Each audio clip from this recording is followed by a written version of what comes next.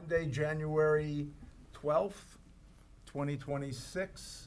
This is the Borough of Gettysburg Stormwater Authority, a January meeting, first one of the year. And before we continue, I will turn the meeting over to our solicitor, Adam Boyer, to conduct the election of officers. Adam. Hello. Good evening, folks. So this is our first meeting of the year.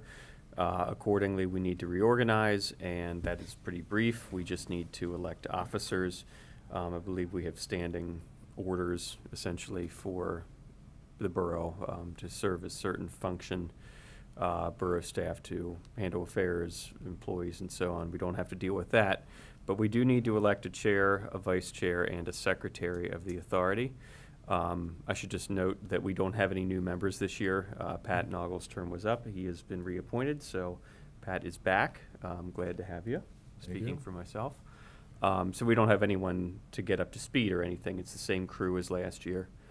With that said, are there any nominations for chair of the authority for 2026? I would like to nominate Michael Malawicki as the chair. I will second that. Any other nominations? Hearing none, I think we can declare them closed. All in favor of Mike for chair, say aye. Aye. Any opposed? All right. I give it to you Oh, thank you for very much. vice chair and secretary. Yes. Hard-fought Thank you. victory. Well, yes. Thank you for your confidence in me, I think. We have now election for a vice chair of the board. Would anyone like to make a nomination for the vice chair of the board? Sure, I will nominate John Lawver. I'll second that. Okay, it has been nominated and seconded. Any discussion? Anyone else? Not hearing any. Let's vote on the vice chair of the board, being John Lawver. All in favor, please indicate by saying aye. Aye. Any opposition? Not hearing any. Congratulations, John. If you're watching. Next, we have the job of secretary of the board. Would anyone like to nominate someone as secretary of the board? Nominate Karen. Oh, Yes, you do all the work. She's the assistant secretary of the board, actually. Right, I'm the de facto, you need one Right. of you guys. But an officer of the board being secretary. What? Who would like to nominate a person? I nominate Kirk Kramer. Okay, I will second that. I don't want to take away Charles Strauss's position of power, though. Well, unfortunately, Charles is not here, and you are. So, it has been nominated and seconded. Any discussion? Not hearing any. All in favor of making Kurt the secretary of the board, please indicate by saying aye. Aye. Any opposition? Not hearing any. Congratulations, Kurt. Okay. Thank you, Michael. I think that's it. That's the bevy of officers. And we can thank you, We'll cancel this. Adam, for starting. And we can then begin the meeting. I think we'll start with the usual consent agenda because I have no welcoming remarks or announcements. The consent agenda is, as usual, a motion to approve the agenda as presented, a motion to approve all bills and payrolls as presented, and a motion to approve the December 8, 2025 meeting minutes. Any discussion on any of those topics? Nope, not hearing any. I'll accept the motion to approve the consent agenda. I'll move to accept the consent agenda as presented. Thank you, Kurt. Any seconds? I'll second that. Thanks, Pat. Okay, let's vote. All in favor, please indicate Aye. by saying aye. Aye. Any opposition? Okay, it passes. Thank you. We are now going to skip down to the financial updates. Before we sorry. do that, Okay. it just occurred to me, we need to set a meeting schedule Ah, for this year. Okay, So, and that's not on the agenda, but, okay, it's not on the agenda. so whenever you want to do that, new business maybe. Let's do it, Yeah. new business, okay? Okay. Thank you. Thank you. Finances, not a lot of news here. The report in your packet for tonight's meeting is the revenue over expenses through November 30th. We still are finalizing some of December's numbers, so we'll have that reported at your next meeting. But as of November 30th, running a very small deficit for the year of just about $455. Not earth-shattering, considering that you've only collected half of your expected fees in 2025. Right. In the checking account over at AC&B, we currently have a balance of $47,700, which is plenty of money to keep us rolling as we move into the new year, and that our investments are doing quite well with Pliget. Current balance as of the end of the year, $582,000. That will disappear pretty quickly this year as we get into our big projects. And Chad will bring us up to date there. I saw when I reviewed everything, how much interest, do you have the interest to date since we started with Pliget? I want to say it's in the 20s, thousands. Right there. There it is. 25,220. Right, 25 to, which, Yep, Lot. that's a lot of interest in a year. That was a Right. good move to very good recommend move. that. Thank you, Charles, very good Welcome. move. It was good decision by the board and your administrative abilities, thank you. Okay, John, can you just update us quickly? I know you're filling in for Deborah. and, Not too much to talk about. We did have some bills go out in the mail. In that regard, we do want to emphasize that this is a return to a full calendar year billing. We've had numerous calls from individuals that were concerned about their taxes being doubled. Right. That did not occur. It's a fee, excuse me. Well, the comments I'm Yeah, receiving yeah. are very negative, and we Right. just want to make sure that everyone's aware that there have been no changes to the billing system other than the cycle. Right, Additionally, we have quite a substantial number of delinquencies. I'll be working with the solicitor on this to be able to get the process going for repayment or lien. It is roughly about 220 accounts that are affected this year, which is a substantial increase.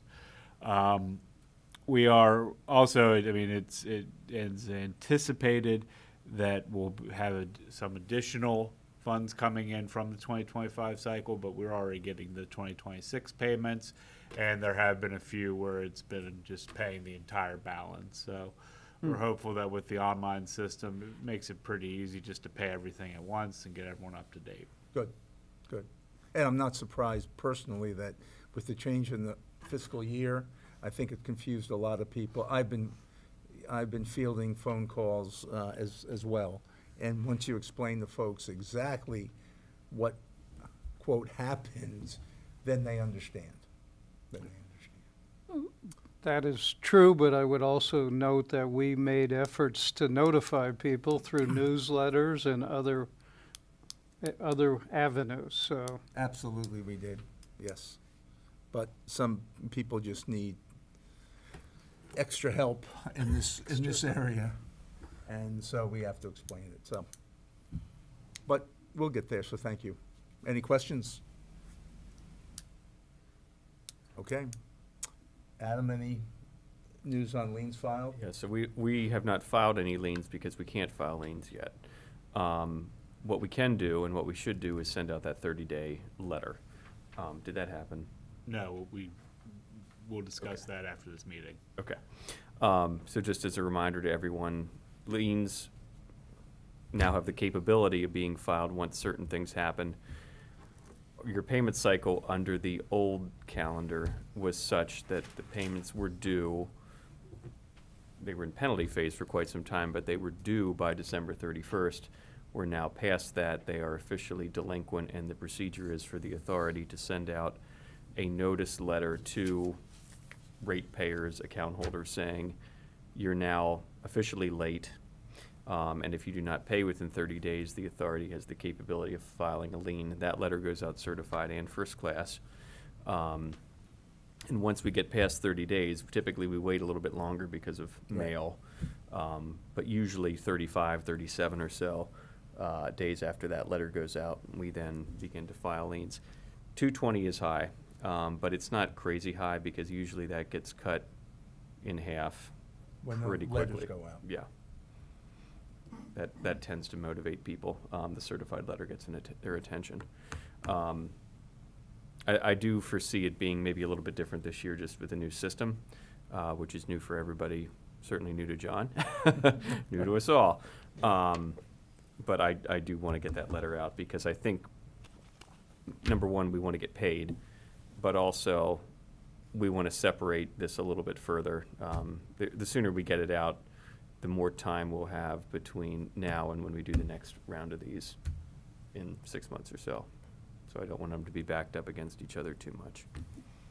So Okay. that's what I've got. Yep. Any questions? Thank you, Adam. Thanks.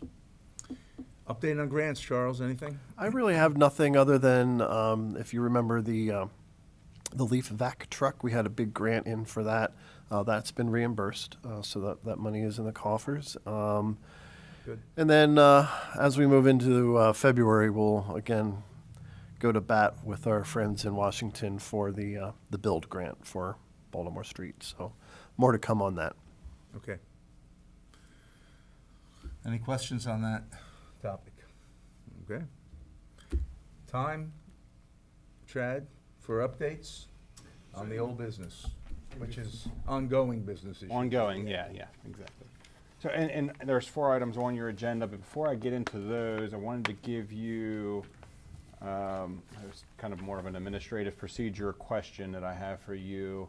At your places, I put a copy of the stormwater plans associated with the Gettysburg Station project, just to kind of give you an idea of what they're proposing. The question I have for you, and I emailed this last week, they submitted a stormwater plan. They'll have to be on one of your upcoming meetings as soon as later in our agenda, we're going to figure out when your meetings are going to be, but Right. it'll either be in February or March. This will be on your agenda for discussion.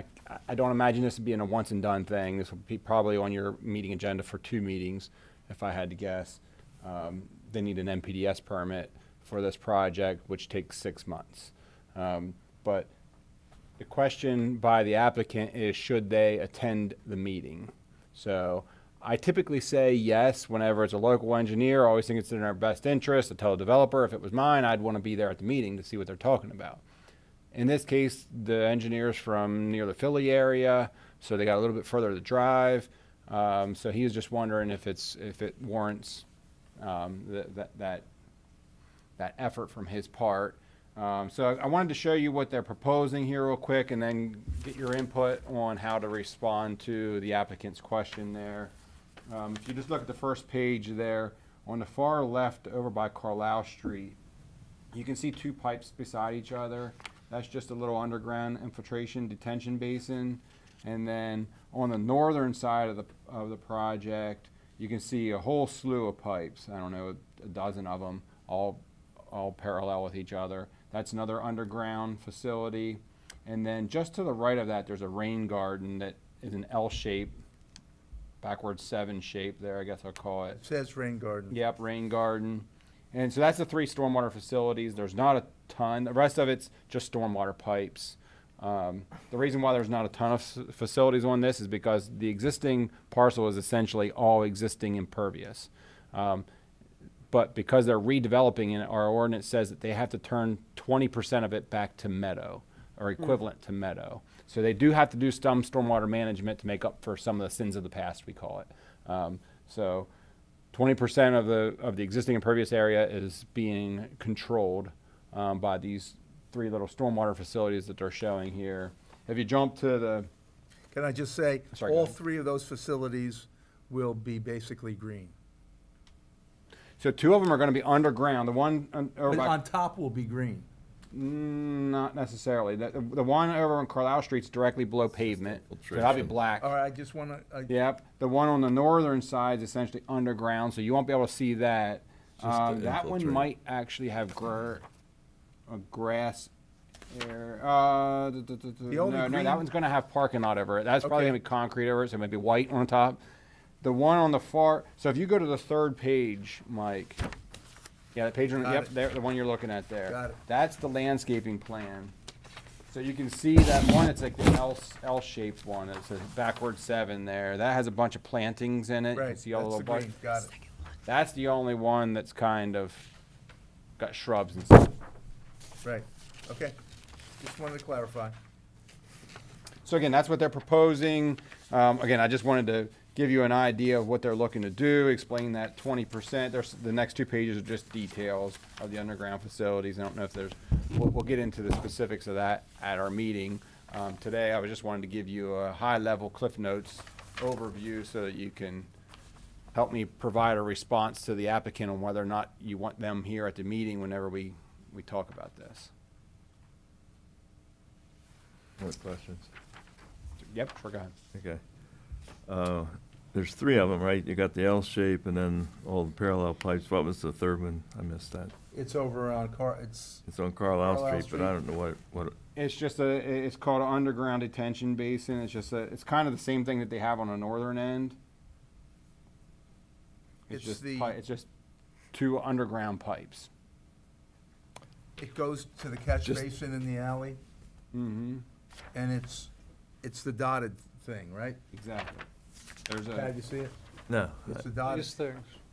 yeah, it's right, it's down from the Oh, building. down here. south. Yeah, Uh, you see those 2 I pipes was right looking there? right- Those oh, two yeah, are yeah, parallel. It's just a little mini underground. It's essentially the same as this, but just 2 And the pipes purpose instead of that is to infiltrate the water into the subsoil? I didn't have a chance to completely review this yet. We just got it over the holidays. My guess is they weren't able to get everything they needed to get out of that piece on the north Right. side, so they needed a little bit more, and this is where they found a spot to get a little bit more. Okay. Again, they only need to do 20% for the whole area. Where they do that at doesn't, it's, it's indiscriminate where they're gonna do the stormwater because they're just basically making up for sins of the past. It's not like they have a new impervious area at a specific location and a point of interest specifically that they gotta control. Do they test the infiltration rate? Yes, Okay. there is a requirement for infiltration testing. So you're For okay both with the infiltration structures, the one here and the one up north of the Yeah, building? we'll be definitely looking at that as we do our review to make sure that how and where they did the infiltration testing, that it matches up with what they show in the plans. Do we know what's over the one along the alley, what's above it? No, I haven't really had a chance to get into the, if you look at I apologize when they printed, they're upside down here, but if you look at, I guess, 1, 2, 3, 4, the 4th page, I guess, again, on the 5th page, you can see some details of kind of what it looks like from the cross-sectional view. Perforated pipe buried in stones. when you look at this, Chad, I would ask, and obviously we'll look at this as best we can. I would ask you to concentrate on maintenance of these things. Yes. I've had maybe too much experience with underground systems like this, and if they're not maintained, they're worthless. And that's just my personal view. They have to be maintained on a regular basis, and they have to be, able to work regularly. Yeah. So. It's a great point, Mike, and you and I have talked about this in the past, and it's not just your personal view, it's actually a widely known concern. Whenever these things are buried underground like this, they're kind of out of sight, out of mind, and nobody does anything with them. In fact, DEP assigns reduction factors. If you go to try to get credits for this, for like MS4, Right. there's a significant reduction factor to these things when they're underground infiltration pits like this, because they know that people don't maintain them like they're supposed to. So yes, that's a concern. It's something we're gonna have to take a look Yeah, at. I mean, you should have the first shot at that too, as you look at the size of the piping and the ability to maintain and, access points, Yep. blah, blah, blah. And So- part of the way that I'm looking at this, for the borough's perspective and what's good for the borough, again, this is even the fact that they're even doing this is because it's a DEP requirement that they got to do 20% Right. of existing impervious area. Otherwise, they wouldn't have to do any stormwater because it's all existing impervious area. So, one of the biggest, anything that they're going to do is going to be better than it currently exists. I want to primarily be sure that not just the maintenance, but if it does start to fail, is it going to affect a neighbor? Right. You know what I mean? Sometimes you can actually hurt yourself instead of helping yourself if you put too much water in one point, and now all of a sudden your neighbor's basement has water in it, and it never did before. So going from impervious area to having some infiltration sometimes is worse than better. So that's kind of one of the important things that I'll be looking at from my perspective, not just satisfying DEP requirement of this 20% reduction. Right. There is going to be a permit, an NPDES permit. This is going to have to get reviewed by the Adams County Conservation District, and they will also be looking at it through the lens of DEP. They're essentially the reviewer on behalf of DEP for that permit. Right. And this is geared towards 100-year? Yeah, so the volume control is the 2-year. The rate control is the 100-year. Okay. Two different things there. Well, here's my question. These are small. Some people would like to see large. Can you or have them produce at least one set that can be kept at the borough? Yeah, and the That borough, any of us could come up and. I think the borough does have plans. I'll kick that over to John. I mean, we have plan sets that we can provide. I can go up the stairs after this meeting and get some of the stacks of them, but we have about 7 that we have total, so that most of those are going to go to planning commission. Right, but I don't think we necessarily, We don't need we don't them, need to but take them home. You want a Yeah. bigger scale. Yeah, we want a bigger scale, so if Yeah. we could come in and you could tell us, Yeah. okay, we have a couple of plans you guys can, that'll say Stormwater Authority on them or whatever, and then we can come up and go to a room and go over them. If that's possible, I think that's something we'd like. And just to help you through that, so, and John knows this because whenever we get the submittal, there's a lot of things that go with it. I printed 5 of the land development sheets here, John. So I think if you just took their land development plans, Yeah. they included, you can see on the title sheets here, the PCSM, that's post-construction stormwater management. Most of what you guys are gonna wanna see is in this land development set. There is a whole separate ENS plan set, post-construction stormwater management set, and an entire report, which is over 500 pages long. If you guys want to get into that level of details, I can get you there as well, but I think of mostly of what you want here is going to be included with the land development plan. So that's just for John's good, that you can make that available to them, and then. You just reminded me of something, and it's something that you guys can comment on. I've noticed, and I'll pick on the college, they're doing a big project, and I called John on this. You know with a big project, there's gonna be dirt in the street from trucks, okay? But this project, there should be no dirt on our streets. And I asked John to get on the college about it on Lincoln Avenue. The trucks were dragging a lot of dirt in the street. I mean, that's the worst thing for stormwater, to have these big vehicles traveling through town full of mud.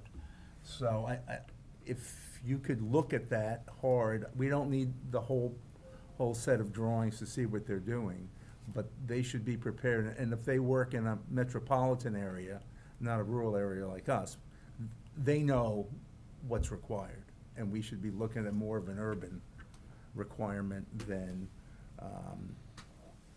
back of an envelope, well, don't worry about it, we'll just, get the concrete trucks in there and out, full of mud. Anyway. I do have some thoughts on that, but Pat, did you have Pat, you had a something question? you want to add to that? The Conservation District has Yeah. authority over Chapter 1 and 2, which is they're the ones you should call, because they have enforcement authority. Right. Yeah, that's exactly what I was going to say. Good. Pat hit the nail on the head. In this case, it's not just, we can comment it too, Big we comment. have some responsibility to keeping our streets clean, Right. just like the Conservation District, but we do have Big Brother in this case. So if we really need to pull in some horsepower, they start with the Conservation District at the county level, and if they really need help, they can reach out to DEP if the contractors aren't following the rules. Right. So this is a little bit higher level than your typical, under 1 acre development in the borough. Exactly, but I want them to know right up front that this is something that we're gonna require. Yep. That it be kept as clean as possible, that it's just not, a schlocky thing that, don't worry about these guys. Well, they have the requirements over at the Conservation District, and Deb Musselman's the one that runs that program. If Mhm. you see anything in the borough, Right. or anywhere you're riding around that in the countryside, That's a really good they have it point, all. Pat. Yeah, that's a really good point. I forget about them. Okay, any other questions? This is, Yeah. it begins. Well, Just direction on the question of whether you want them here. Well, it depends on when we meet. Yeah. If we decide to meet every other month, then it would be March. My question back to you is, what's the time schedule for them? Is this a priority? Well, I'll give you what I know now, and John might want to weigh in on this as well. So they submitted the first land development plan maybe 9 months ago. We provided a bunch of comments, a significant amount of comments, traffic impact study comments, everything. And they've been going through a lot of those things over the past 6 to 9 months. Got a lot of the things addressed. They just resubmitted over December. So now it's kind of hot on our table, in front of the Planning Commission's table. And we're going to be looking at it over the next couple of months. If they are just submitting the NPDS permit, I anticipate that there's going to be another 6 months until they're ready to get this thing approved. That has nothing to do with us. That's from what Pat and I are saying. This goes through the Conservation District. Right. So my guess is this is not going to be just one meeting. Even if you do a meeting every other month, you're going to have this at least at 2 of your upcoming meetings. That would be my best assessment from this. And the same thing probably for the Planning Commission. It's going to be at more than one of the upcoming Planning Commission So meetings. if we did March and May, Or- that would be, Perhaps when we find out when they're ready, we could call a special meeting with just this topic. that's a possibility. And that way, that would bring them only one time and limit their travel, and we just address that one issue. Mhm. To the extent that you care, this year you met, I'll say in the even months, February, April, June. We kind of doubled up last year with the January and February meeting. You're talking about doing March, May, kind of the odd numbered months. No preference on my part. I don't think it makes any difference for this discussion, but I just wanted to put that out there in case that affects when you're thinking of having them here. Pat? You have that look. well, believe it or not, I am a registered professional engineer, so Yeah, I know. I can comment on these things, but not legitimately. And I'm not sure how much we're going to get into the technical detail that Chad can't handle here. But, on a different note, though, you bring up a really good point. Right now, it's all impervious. It all runs off into Stevens Run. This is a totally different thought, but the fact that you're putting a lot more water down into groundwater here, there are a lot of issues in private homes around sump pumps and flooding in basements and things like that. And you mentioned it, and it could could make a really bad situation for, Lord knows which way the groundwater goes, but it could cause problems, unintended consequences here with making that go down in. So is there a possibility that you could run it down to Stevens Run, and if DEP wants to have a way of taking that runoff and infiltrating it downstream somehow, divert it into a riparian buffer zone down by Rock Creek or something? Just another way of thinking about it. But yeah, I'd hate to see this end up flooding. Well, Yeah, I share the basements. concern. I'm not sure exactly how that would work. I'll ask some I'm of the not guys. sure either, Yeah. but it's yeah, if DEP really wants it to be infiltrated, okay, we're an MS4. But it doesn't have to be infiltrated on site. I wouldn't think. I don't know for sure. Well, I'll give you, this is in line with what Pat's saying. If I had my druthers, I'd flip some of this, so it's in the alley side that, you understand what I'm saying? That the green area, the rain garden is on the alley. But I know why they did this, because the buffer for the neighbors.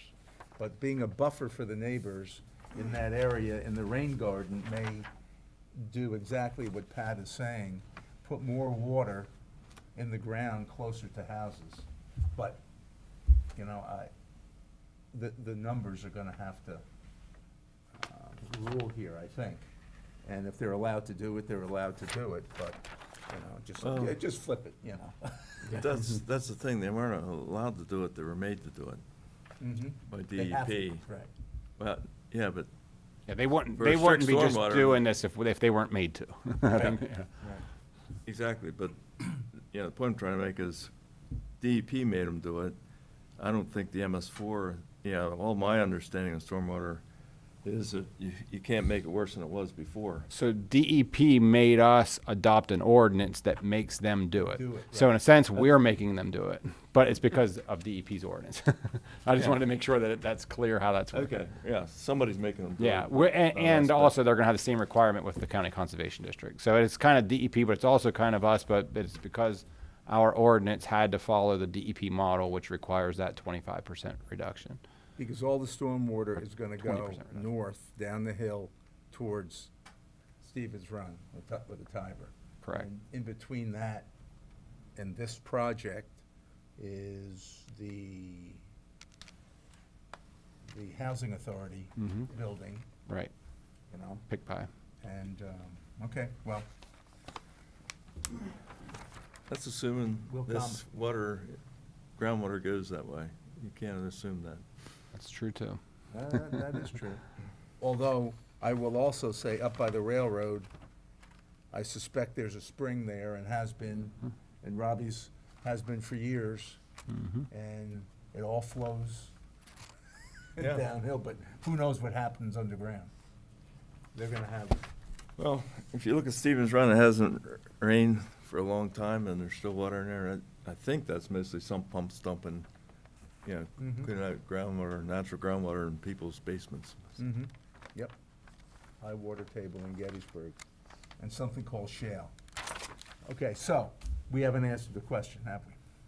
They gave me some good feedback from when we do the review, of course, Yeah, but as but I far still as, would kind of get an idea To of. Kurt's idea,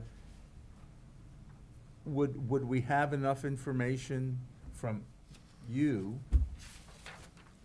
Would you feel comfortable, I mean, we can make comments, but you're the engineer, you're the guys who really get down and dirty in the details. When do you feel comfortable having them in Yeah, for a what discussion? what might make sense here, if, and maybe I can reach out to them to confirm that this is gonna be not a once and done. So let's say you guys start your meetings next month, like we did last year. I think you had a Right, I meeting in think we did. January and February. So say you have a meeting in February, maybe not make them come to that February meeting, and then April would be your next one. Right. Have them come to that one. So give us one time to get a first flush. I can do my best I can to relay my comments, give them a chance to address my comments, and then they can come to you guys with a new plan at your April meeting. Might make a more efficient type of a meeting because they might be a little bit further along with some of our other LD comments, so That'll work. Pat, a what do you happy think? medium type of a thing. Yeah, I think if we have comments, the sooner we get them in there, the better, because I don't think we should find ourselves in a position where they go through and put 6 months of work in here, and we say, oh, what about Yeah, that? what about that, right. Yeah, so if we have, and I don't see us No offense to anybody on the authority, but I don't see us. Not gonna have a heck of a whole lot. I don't see us doing technical, but more conceptual things. So right now, conceptually, I'm not sure I need a whole lot more information than what I have right in front of me. Okay, so this is what we'll do. We'll have big plans at the borough. We can look at more detail without eye strain, right? We should get that information to you, Chad, by our input and comments by what time? When do you need them? Depending on when your next meeting's gonna be, right? If you have a meeting in February, I'm gonna have my comments to you guys prior to that February meeting. So I would just suggest that you do the same thing. You have your review of this ready for the February meeting. Or whenever or if it's gonna be March, by March. But we could still have your comments, whether we have a February meeting or not. We could still have comments to you. We don't need to have a meeting to make comments. Sure, right? sure. Yeah, you could always email me if there's something that comes up and you see something like, wait a second, that doesn't look right. Go ahead and email me. Yeah, you can. Because I don't know if we're gonna, without them being here, I don't know if just talking about it's any help. Why don't we just do our homework and send you our comments? How's that? Yeah. By- We usually wrap up our review 1 week before the meeting. So if you're going to meet in February, I would suggest get them to me 1 week before the meeting. Okay? And if we don't have a meeting in February, Then 1 week before March meeting.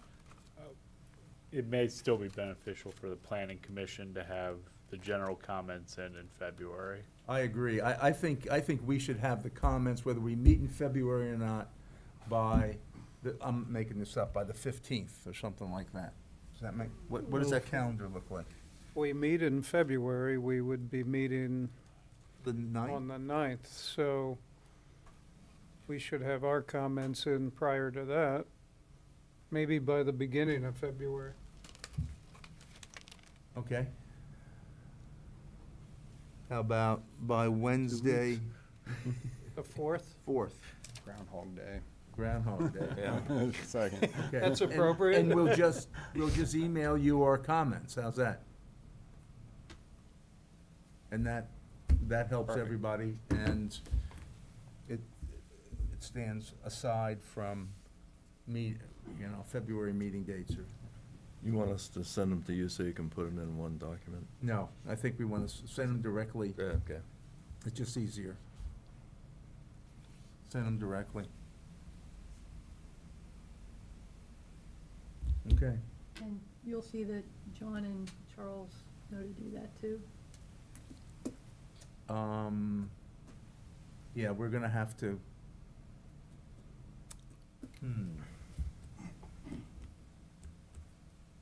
You have you have documents, extra documents? So I got everything electronically. All of the paper documents have been submitted to John at the borough. The things you passed out. Yeah, I printed those from the electronic versions that I've received. I Okay. just printed out 5 of the 25 or 30 page plan, LD plan set. But I also got a 500 and some page report, you know what I mean? So I was specific at what I was showing you guys here, but the borough should have Yeah. everything and can get you whatever you need. Yeah, I have 2 pretty large boxes filled with Okay. stuff. I think we need 2 of these copies. Yeah. I will reach out to John and Charles and have a conversation, tell them what we're doing. And then if they have any comments, they should send them to you, Chad. I suspect they may want, like John may want to call you to get an update too, and maybe Charles. Sure. Okay? So I'll do that. And then just to confirm, the answer is not at the first, they don't need attendance. I mean, they're certainly welcome, it's a public meeting, but if they want to come, they can. You guys aren't suggesting that it's required for them to be there at the next meeting that we have. But then the following meeting, the second meeting from now that we have, you would like to have them there, most likely. Mm-hmm. Yes. And we'll decide what that meeting is later. Okay. All right. Any So other with questions? that, I do have a couple of other updates on the items that are on your agenda. I'll try to run down through pretty quick. I think we have another meeting starting at 6:30, right, Charles? So, Yes, we want to get rolling. I can make these pretty quick here with these updates. The Stevens Run Water Street Bridge, we are working on, the council did authorize the replacement of the sidewalk over Water Street. So we are working on that currently. We did get an update from Pannoni, for their bridge review on that, and it didn't really change anything from what we were already planning on doing. So we got the measurements done. We're working on the design now. It's gonna be some permitting associated with it, but it's just replacement of the footbridge over Water Street. So if you've seen it, if you're going out to Water Street, there's the big concrete blocks that are sitting over top of the sidewalk on the north side. It's because it's been deemed as a deficient bridge, and it's they're concerned about it failing. Thank you, yeah, I was gonna think, So you Water can't Street walk on on it. North Washington So you Street, can, there's the nothing wrong with sidewalk that. on the north side I of know the exactly road where you is are. currently closed. So you can't walk on it, but you can't drive a car over it. No, you can can't do drive a it. car over, you can't- Technically, you can't do either because it's concrete blocks. You'd have to drive over a concrete block if you. The part that's deficient is, so the bridge itself is okay. The travel lane for the vehicles is okay. It's the sidewalk on the north side, the pedestrian component. That was an add-on. If you look at the bridge, you can see it's normal bridge and it's normal little piece of sidewalk, and then there's this add-on that came later. Is that cantilever? Got to cantilevered out, and that cantilevered piece is failing.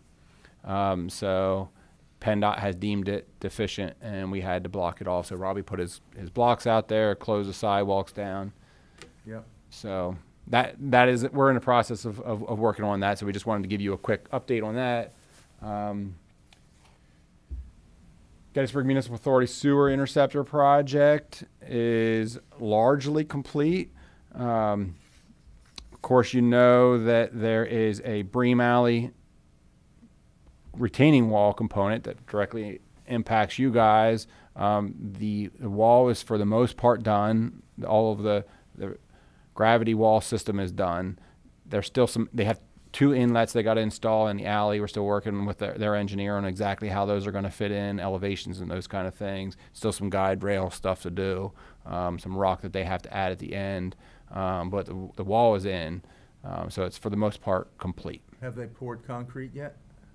I do not. Base The last time I saw it, it wasn't there. Or have they haven't poured concrete in the voids? Yeah, there's some voids. They're probably waiting to do it all at the same time once they get, because the 2 inlets they got to put in, they got to core through the wall and put pipes through it, and there's going to be some voids there. So they're probably just waiting so that they can bring in concrete trucks and just do it all at the same time. But of course, they just got the wall finished right before the holidays, and then contractors have hunting season, that kind of thing. So I'm not surprised that there wasn't a whole lot of action over the December month. But it's moving along pretty well, and from all the indications I got is that the interceptor and all of the paving is going to be done this spring. Of course, they got to wait till paving season happens in April until they're finally done with it also. If you haven't received a bill yet from the municipal authority, you probably will soon for our portion of the wall. I think once they pour the concrete and do all that, then And you'll probably see then that. we'll entertain a bill, but not before that. Mark will be reaching out to Charles, Yeah. I'm sure. They want the money early. Yeah, yeah. So, excuse me, the next item is the Columbia Gas Project on West Lincoln Avenue. And just so you know, the Columbia Gas Project is a lot of northeastern Gettysburg. And it goes out all the way out into Cumberland Township, Sherban Township. It's the high-pressure line that comes in Table Rock Road. There's some major gas lines around St. Francis School District area, and those are coming down Old Harrisburg Road and into the borough. There's a piece on Lincoln, and the reason why it's on your agenda like that is because we're replacing our storm drains also on Lincoln. And then our storm drains, including East Lincoln, go down 4th Street to the creek. So we are actively engaged in finishing that design. We've been working with Buchart, who is the municipal authorities engineer, and they're replacing some water lines in that same location as well, and with the engineers from Columbia Gas. So we're collectively going to be doing all of our utilities on East Lincoln is going to be completely rebuilt once it's done. I anticipate all of this year to be utility work. The street won't get repaved until the following year. So Are bidding documents out for us? no, so we're last in the procedure. course. So we had to get the kind of design done. There's a three-dimensional underground network of all of these utilities. There's a lot of utilities in the streets in Gettysburg, as you know. So we had to make sure that all the utilities are going to work together. So that's why our design was being pushed now. We had to get it done now. But we don't need to bid this thing until mid-year. It's going to be, Columbia Gas has already started their work. They started on January 1st, essentially. And then it's going to be, GMA is going to come in next and do their water lines, clear everything, and then we can come in and do our storm pipes. And it kind of works the best for us that way because there's no sewer work that relies on gravity. It's just gas and water, and that doesn't rely as much on gravity. So it's good to get them done, and then our storm drains can go where they need to be, and our storm drains rely on gravity. So that's the one that's kind of the more critical whenever in terms So how of deep space. will we be in the street? Not very on Lincoln Street. We're going to be pretty shallow. We're going to try to keep it shallow like that. That answer is not 100% answered yet down at the bridge. Right. We're working with GMA right now. Whenever I met with them last week, they hadn't done the test pits yet, but they're doing some test pits for us on where we have to cross their water line. And if we can get over it, we would like to. Getting under it's going to put us pretty deep in the creek, and that's what we're trying to avoid. So we got to get some test pits done. Their lines dive down and go underneath of the bridge there. So exactly how we're going to cross that still kind of, that's one of the final pieces of the puzzle. So we're doing laterals, we're not doing laterals. They're doing laterals to all the houses as they go down through this, gas and water? Correct. It's And there's gonna not be- too many on 4th Street, but there's a lot on Lincoln. Right, So Lincoln's just going to be completely rebuilt. right. Okay. And then the next Games item. begin. Yeah, so I'll be definitely giving you guys more updates as we move along. When we get close to the time when we need to bid this thing, like midsummer, I'll be giving you guys a little bit more of an update on our plans and stuff. So stay tuned. I'll definitely have more to come. Okay. And then lastly, a quick update on the status of the punctured storm pipe from the Med Ed poll. I did get a chance to meet with Robbie last week, and we went through the one call that was done. There was a one call done by Med Ed, so we were able to have a chance to take a look at that. We still contend that they moved and put the pool in not where we had it staked out. So we still feel like that they have a responsibility here to fix this thing. So we finalized some things on Friday last week. We got to clean up one or two things on the drawings, and we're going to get that letter out that I showed you guys last month. So Okay. the process is moving there with that. Question, yeah. Did you verify that our pipe was on whatever documents one call looks at when they make their determination? So, one call really don't look at the markings.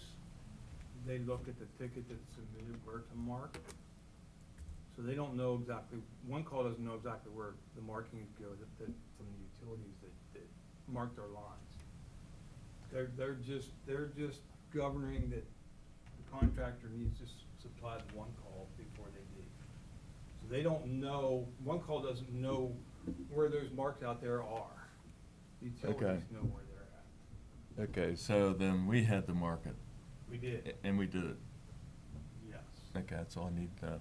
Thank Yeah, you. and so that pipe was a brand new pipe. So there was essentially a cut in the street where that pipe was installed. Mhm. Okay. Any pictures? Any pictures of what? Of We have the picture of the stake where we staked it out where they're supposed to put the pool. Beautiful. That's a help. So it's gonna be back and forth for a while until Probably. they realize that they were It'll wrong. probably go back and forth because it's not a cheap fix. Okay. Any questions about anything that we've discussed? Anything else, Chad? Not unless you have any questions for me. No? If not, let's move to meeting schedule for the year. What's the appetite of this group to meet in February? Is there enough business to meet on in February? If we're gonna get comments on the project, then is there a reason to meet? And we would then meet in March. every other month, starting in March.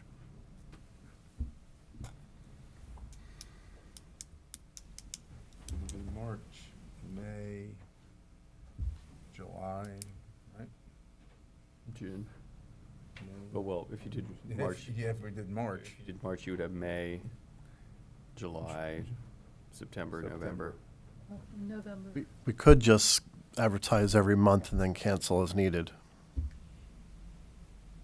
I kinda like that. It gives us flexibility, Yes, which we it might does. need. We could just say every month, and then, it would be up to Karen and Sarah, Yeah, we may have done that this year, actually, or we did 2 years ago. maybe 2 years I ago. seem to recall that we Yeah. advertised a number of meetings and then Yeah. didn't routinely hold all of them. Yep. So do you want me to instruct Sarah to post our meeting dates for the whole year? Does that sound, if the group, Every month, starting in February. starting in February, right? I would just suggest when we advertise it, if we're gonna do that, and in all likelihood cancel a number of them, just note that if the meeting's canceled, people should check, Okay. Right. rather than advertise the number of dates that we anticipate not needing. Right. So, we'll make that decision as we go. So we're meeting in February? Yeah. Yes. It'll be the second Monday of the month, 5:30, same Yes, as always. right. February 9th. February 9th.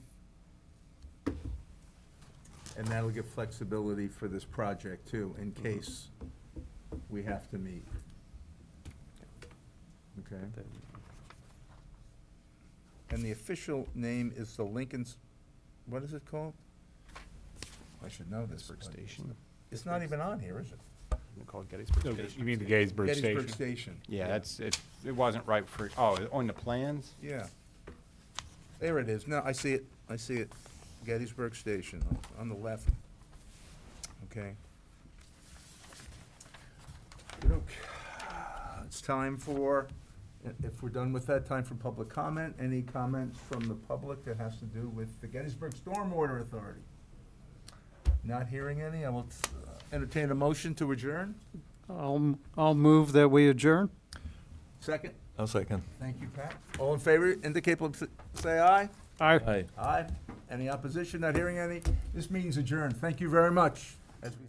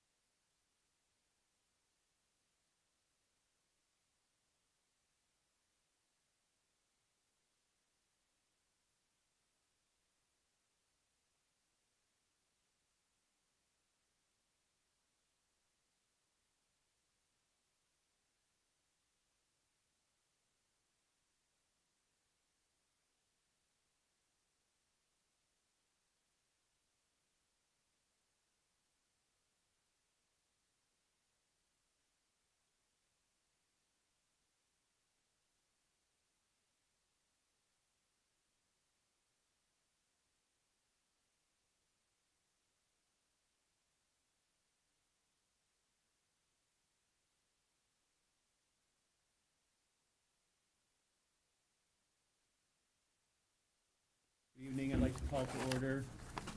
Good evening. I'd like to call to order this public hearing on the subject of liquor license transfer. The purpose of this hearing tonight is for the Borough Council to receive comments and recommendations of interested individuals residing within the Borough of Gettysburg as the proposed receiving municipality concerning the request of applicant J. DiPoma 8 Incorporated for the intermunicipal transfer of a restaurant liquor license number R16082, LID number 68412, being proposed for use by the applicant at premises located at 29 North Washington Street within the Borough of Gettysburg, Adams County, Pennsylvania. The subject restaurant liquor license was previously issued for use at licensed premises located at 70 Presidential Circle, Gettysburg, Strabane Township, Adams County, Pennsylvania, and is currently being held in safekeeping by the Pennsylvania Liquor Control Board. For my colleagues here on council, I'll remind you that a public hearing is not a place for us to speak or opine. It is a place for us to hear the public's comment. Do I hand this to John here?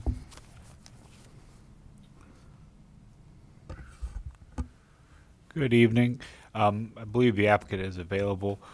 Before you tonight, though, it is for 29 North Washington Street. The property is in the revitalization zoning district. The use for on-premise alcohol consumption would be permitted with an accessory, either drinking place has a food eating component. So there is a restaurant portion which does limit the availability of the use of a drive-through. So that's something that would come up during the land development planning in the event that this were to be approved and they were to proceed with the actual change of use. Other than that, though, then you're at the point where you can proceed with the public hearing and we can provide any additional comments to questions that you may have. All right. We have the applicant here with us tonight. Wonderful. Would you mind using the podium? Please make sure the microphone is turned on, and please state your name and relationship to the application. Is it on? It is. Perfect. My name is Caitlin Lewis. I am an associate with Barley Snyder, and I'm here today on behalf of the applicant, who is J. DiPoma 8 Incorporated. I do have with me today various individuals from ownership, the proposed manager, as well as employees who are available to answer any more specific questions about the business specifically that you guys may have. We're here today, as stated, for an intermunicipal transfer of a liquor license from Strabane Township into the Borough of Gettysburg. I'll bore you a little bit with the legalese so you guys know what I'm talking about. The request is being made pursuant to the Pennsylvania Liquor Code, specifically Section 4-461. The code indicates that the municipality must approve the request for an intermunicipal transfer of a license unless it finds that doing so would adversely affect the health, welfare, peace, and morality of the municipality or its residents.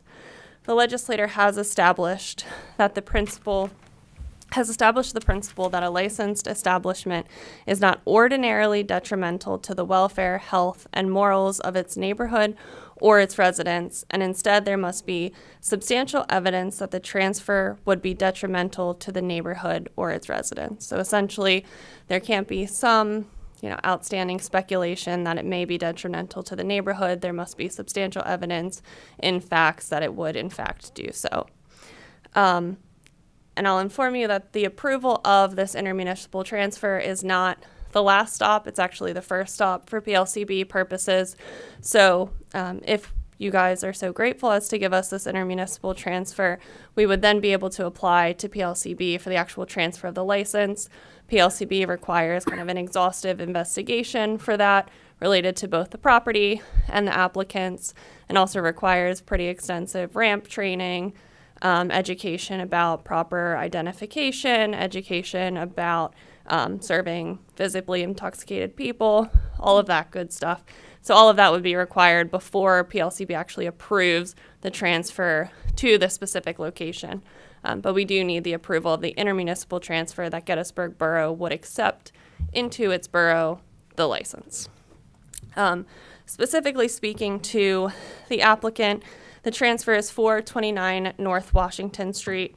The ownership structure of the actual property is the same as the ownership structure of the applicant. So technically 2 different entities holding the license and the real estate, but really the same people kind of behind both of them.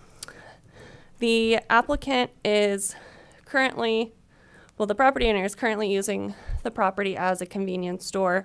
The applicant intends to continue to use it as, and the transfer application to PLCB has been submitted as a convenience store.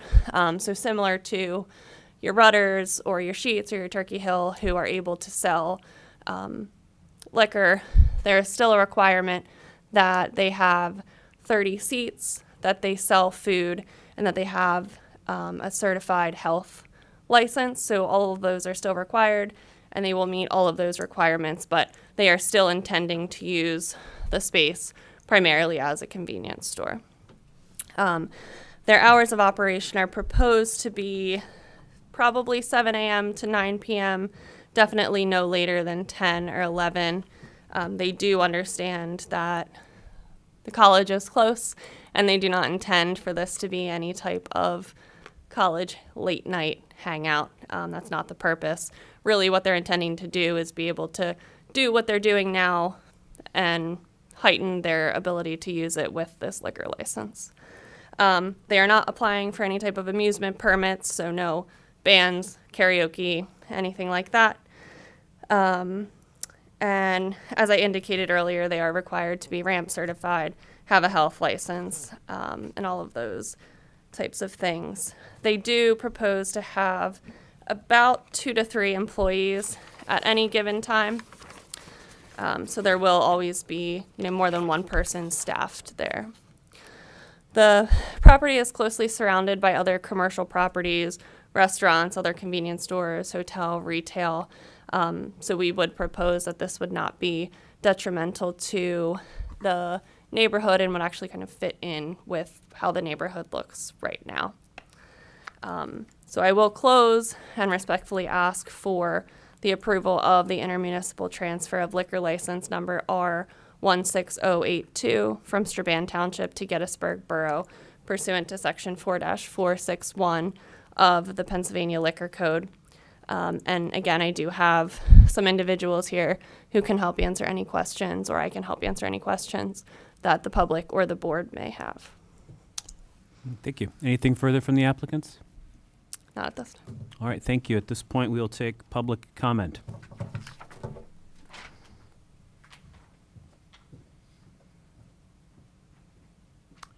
Would anybody like to speak for or against this application of a transfer? All right. As this is a hearing, we will not be asking any questions about the matter, but we will be free to do that during deliberation in our business meeting later this evening. Would anybody care to make a motion to place this matter on tonight's agenda? I would say that it is appropriate if the members of council wish, this is primarily for the public to make comment, but if the members of council have any questions regarding the proposed use of the liquor license, you do have the applicant here, and it's okay to do so. Okay. Just the deliberations, et cetera, must come at at the subsequent meeting. You'll note that the motion is for the confirmation that this matter will be on the agenda for this evening's meeting. So, but I did want, obviously you don't have any members of the public here, so I would, make this an opportunity if the members of council had any questions of the applicant. All right. Thank you for that clarification. Do any members have a question for the applicant as to the intended use of the license?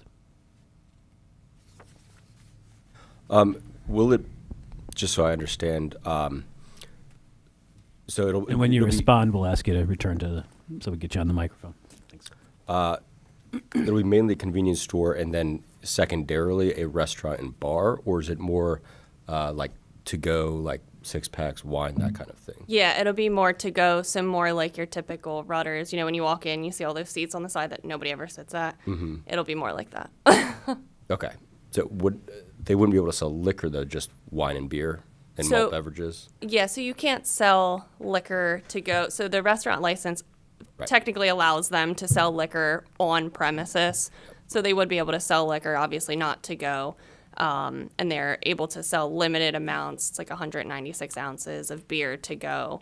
And then wine, a bottle of wine to go. They can serve all of that on premise as well, Right. technically. They may need the wine additional permit. Expanded to do permit, it, yeah. correct. Okay, thank you. Anyone else? I just have a quick question. This convenience store sells nicotine products already, correct? Correct. Okay, I just want to make sure I was thinking of the right place. Yep. If this liquor license permits the use of the sale of liquor, not beer and wine, does the owner intend to sell liquor as a bar format?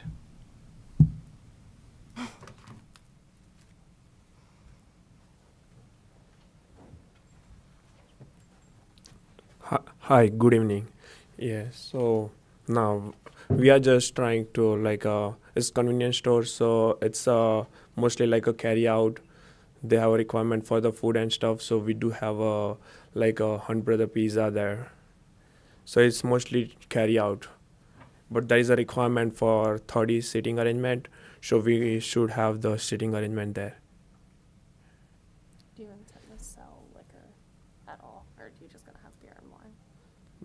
Beer and wine, yeah. Just beer and wine. Yeah. The intention's not to sell liquor. Okay. So, yeah, usually they carry states like beer and wine and stuff like that. Correct, yeah. Because we are new to this liquor license, so we're gonna go to the classes and apply for that.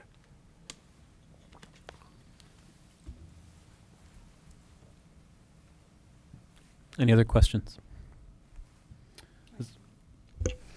So how late is the facility open now, and will the hours change? I know you mentioned something about it could be 9, 10, or 11. Is that, or when will that be confirmed? Yes, so it's currently open until 9 p.m. I believe if they're granted. Can you speak directly into the mic, please? Thank you. If they're granted the transfer of the liquor license, it will be moved to 10. No, mostly not later than 11. So if there's a transfer of a liquor license, it definitely will not be later than 11, and that would likely happen upon the approval of the transfer. And if anything is there, then we're gonna come to the township and take a permission. Just inform the township. Anything change. And they can technically sell until 2 p.m. based on the restaurant, or 2 a.m. based on the restaurant license, but to go actually can't be sold after 11 p.m. And with that restaurant license, that includes some sort of kitchen facility? That's correct, yeah. And does that currently exist, or is that being built?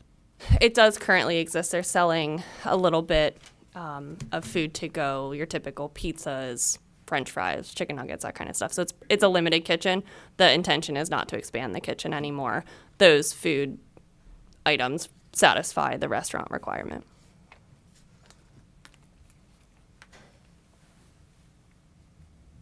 Anything else? All right. Would anybody care to make a motion to put this on tonight's business agenda? I make a motion that we put it on tonight's agenda.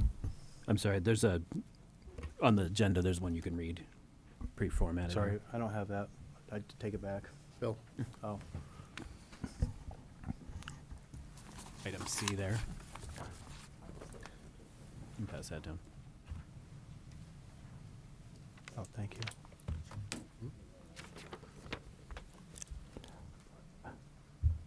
I make a motion to confirm placement of intermunicipal transfer of liquor license request for further action on the agenda for this evening's monthly general business meeting commencing at 7 p.m. following the adjournment of this public hearing. Second. We have a motion and a second. Is there any discussion? All those in favor, please say aye. Aye. Aye. Any opposed? That motion carries.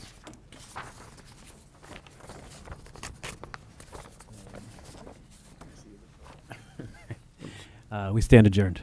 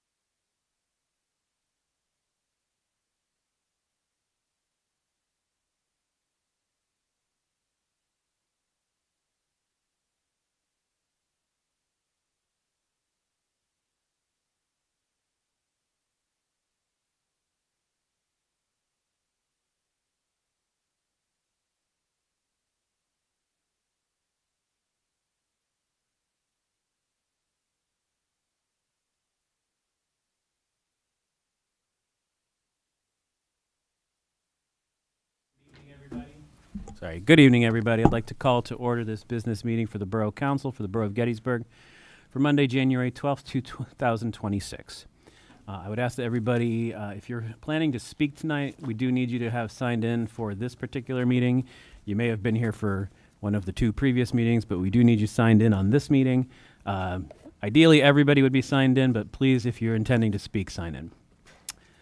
We do have a lot to cover tonight. The lengthiest thing is going to be the appointment of somebody to fill the vacancy that was created when Chad Allen Carr took the mayor's seat. That will take some time, but we do have other business to attend to as well this evening. We'll start, if you don't mind, rising, and we will have a moment of silence followed by the pledge.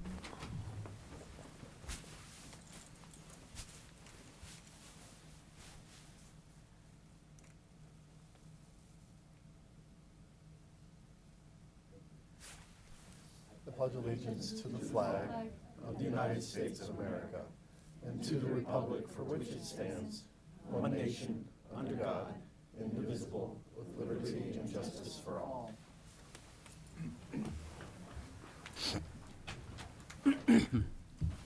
Thank you. An executive session was conducted by the Borough Council of the Borough of Gettysburg immediately following the adjournment of its organization meeting held on January 5th, 2026, consistent with Section 708A1 and Section 708A5 of the Sunshine Act. An executive session of the Borough Council will be conducted immediately following the adjournment of this evening's monthly general business meeting, consistent with Section 708A1 and Section 708A5 of the Sunshine Act for the following purposes. 1. To provide updated information and to discuss matters involving the employment or appointment of current, prospective, or former borough employees. And 2, to review and discuss matters of borough business, which, if conducted in public, could lead to the disclosure of information or confidentiality protected by law. Could I have a motion, please, to approve the January 12th, 2026 agenda as presented? So moved. We have two people made that motion. Anyone second? Second. Thank you. We have a motion and a second. All those in favor, please say aye. Aye. Aye. Any opposed? Thank you. May I have a motion to approve the minutes of the Borough Council meeting of December 8th, 2025, and to approve the minutes of the Borough Council organization meeting of January 5th, 2026, each as presented? So moved. Is there a second? Second. We have a motion and a second. Are there any corrections, omissions, errors, or additions? Hearing none. All those in favor, please say aye. Aye. Aye. Aye. Any opposed? Thank you. Our first matter of business tonight is going to be filling the empty seat here at the end. The Borough Code, which governs our behavior and conduct, as well as detailing the powers that we are allowed, does not give us a specific procedure for filling this seat. So we have opted to use the same technique that we used in 2021 when our former president was forced to abdicate a seat when he moved outside of the borough. We adopted a procedure that is first democratic and second transparent. We had initially 7 people express interest in filling this position. One of those people has dropped out. So currently we have 6 people who are going to speak tonight.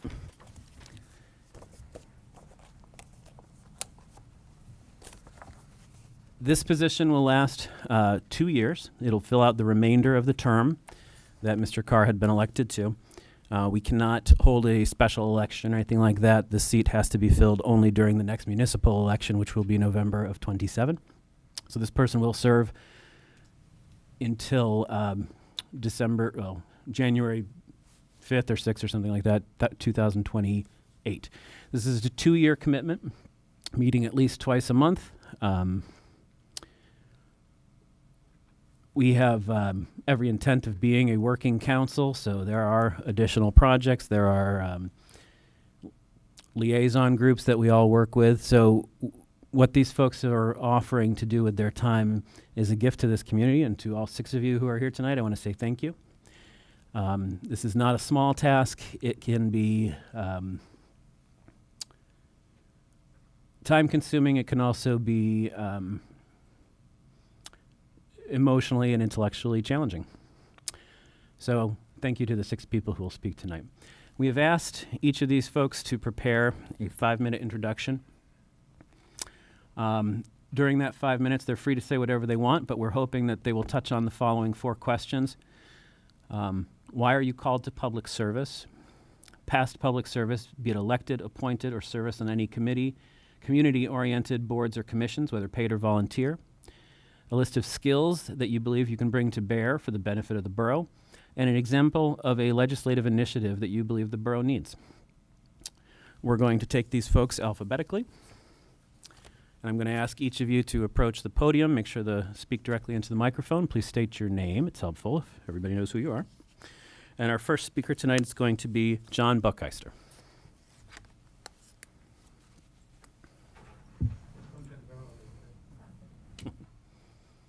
Gettysburg Borough Council, Charles Gable, Mayor Carr. My name is John Buckheister. Is that mic on? You have a little green light there. My name is John Buckheister. I lived in the Gettysburg Area School District for 30 years. 14 of them in the borough. In the last 10, I've raised well, longer than that, but I've raised a son and a daughter. They're both graduate, undergraduate at Pitt and Slippery Rock. Over the past 10 years, through restoring several historically accurate resident homes and creating small businesses, local volunteering, being a member of many nonprofit organizations, attending numerous HARB and borough meetings, and reading numerous permit laws, I have learned different needs and wants of our local residents, the importance in improving historically accurate properties, both commercial and residential, as well as public safeties. There are so many underlying factors one doesn't know until you actually take the time to read the borough laws. And yes, they are easily accessible online if you didn't know. One example is my manager of Baltimore Hill. She kept bugging me to get a chicken coop between 2 of my houses on Baltimore Street. So I looked up the law. To my wonderful news, no chickens. So I had to break the bad news to her. So what do I know aside from living here in the borough of Gettysburg? There are 4 basic ways to make a borough profitable. Number 1, economic development and growth. What that is an example is making favorable zoning reform. You make it easier to the zoning laws to allow more businesses, more residents to come to town. It makes it more profitable. Number 2 is asset and space utilization. So you have parts of the borough where it's not being used for many years, for many decades, and you take that property and you put it to use, you put it to profitable use, and it works. Your example, the train housing project, that's something you guys are on your way to do. Number 3 is operational efficiency and innovation. So you're taking something that's kind of out of date and you're improving it. An example is parking meters. In fact, one of the questions that might be asked, what's something that didn't pass through and should be passed through? Well, in the past, peak parking meters is from 10A to 10P. At least studies show from other cities, other touring towns, they're the best, most made monies for peak parking. Ours is 8A to 8P. Well, businesses don't open, most of them, till about 10 a.m., and a lot of the restaurants stop serving at 10 p.m. So your peak making money with parking meters is from 10 a.m. to 10 p.m. It didn't pass the last time. Well, you have a nice council here that I think it could go that way, so let's do baby steps. Let's do from 9 to 9 p.m. There's an extra hour you're making money, where from 8 to 9, a lot of it's not being made. So, and number 4 is incremental growth strategies. Adjectives for the town. What can you do to help give more people reason to live here? Examples, you got the farmer's market, you have the Arts Council building, and you're improving the rec park. All those things are very important. I wanted to take the last minute or so to just talk to you, but in my heart, I felt I had to put it on paper. So, in conclusion, through my experiences of living, growing, and working within this town that I love and have so much passion for, is why I feel I am a good candidate who can work open-mindedly with this team to help improve residency, revenue, and public safety. We owe it to our children and for many future generations to live. I thank you for your consideration. Thank you, sir. Luke Frigon.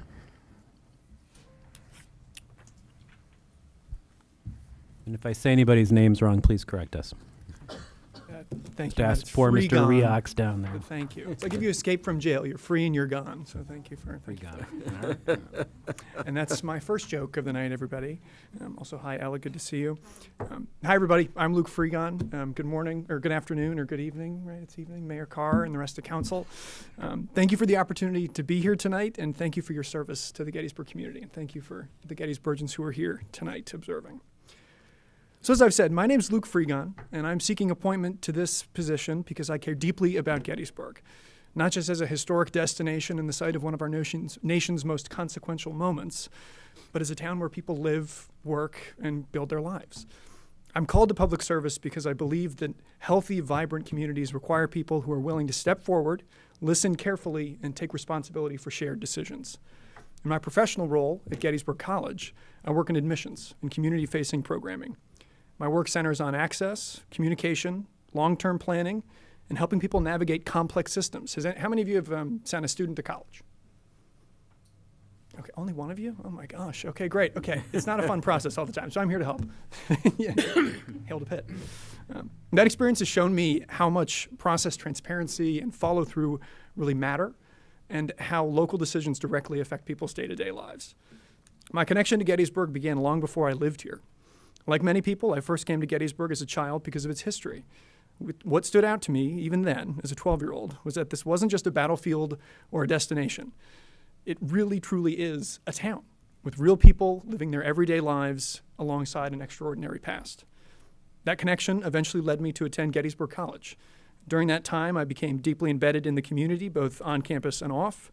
I was honored to be elected student body president by my peers, and I used that role to improve communication between students and administrators, to advocate for community needs, and to engage more directly with local politics and policymaking. I knocked on doors for local campaigns, volunteered at party headquarters, and I worked to increase civic participation across many peers.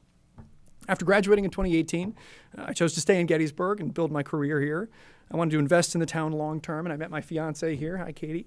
Love you so much. We're building our life together here in Gettysburg. Because of that, my interest in public service is deeply personal.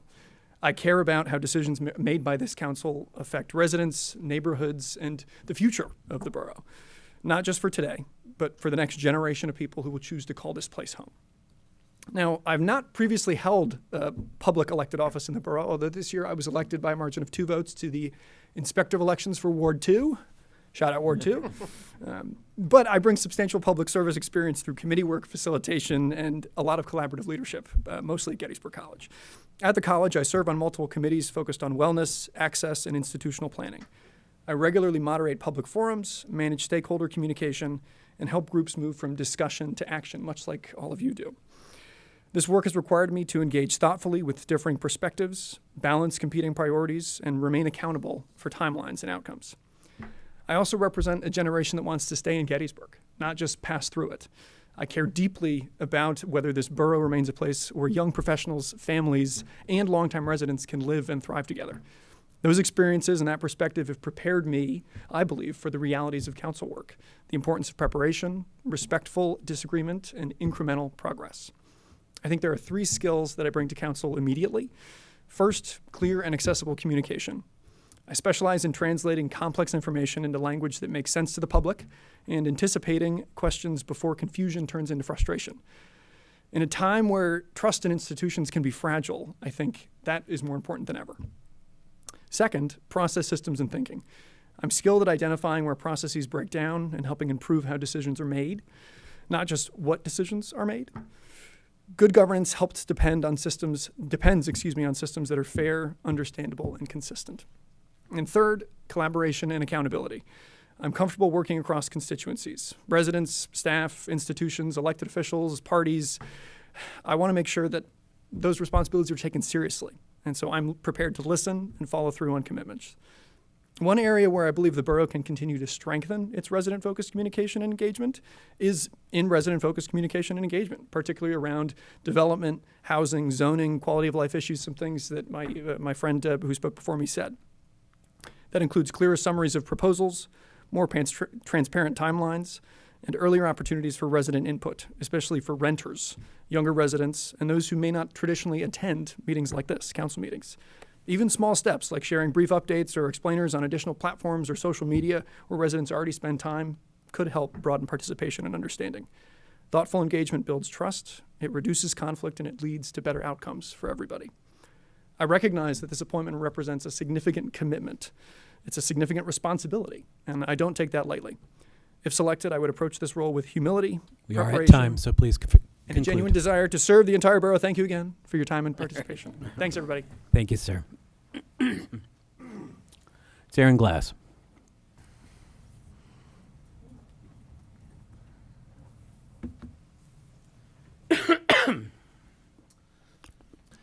Hello, everyone. I think I know almost everyone up there. My name is Darren Glass. I've lived on Middle Street. Actually, if you look out this window, you can see my garage, or the lack of garage, since you all approved me demolishing it. And I've lived there for the last 21 years. Ever since moving to Gettysburg, I've found this to be an exciting and friendly place to live, and I've really enjoyed getting involved in our community and on many different levels. I joined the Zoning Hearing Board several years ago and have found it a particularly rewarding way to give my time and energy to helping improve the borough in this way by really thinking about what the community should look like and what kinds of businesses and housing stock we should be having within the borough. However, the vast majority of work on the Zoning Hearing Board is just calling balls and strikes, as they say, and it's enforcing and interpreting rules as set forth by the council, by the county, and by the state. There have been a handful of times that I've been sitting on the Zoning Hearing Board and have felt that I needed to make votes that might not actually agree with what I personally think is best for the borough, because that is how to interpret, because we are interpreting what council has set forth, or the county or the state. But council's the part that I want to be most involved in. This is one of the reasons why I got very involved in the rezoning process over the last few years, and attended a number of open houses and meetings of the Planning Commission, as well as your council meetings, to help discuss the issues.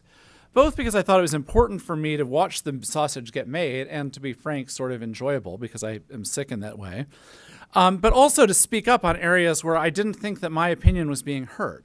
Most notably, and most prominently featured in the paper, the definition of family, which some in town wanted to be more restrictive than I felt was appropriate. And I felt called upon to speak up and push back on their restrictive definitions. When Mayor Carr was elected and this seat came open, it felt like an opening and a possibility for a way to me to give even more at a different level. The timing also works well in my personal life, as my son is finishing high school, and I will hopefully suddenly have more free time.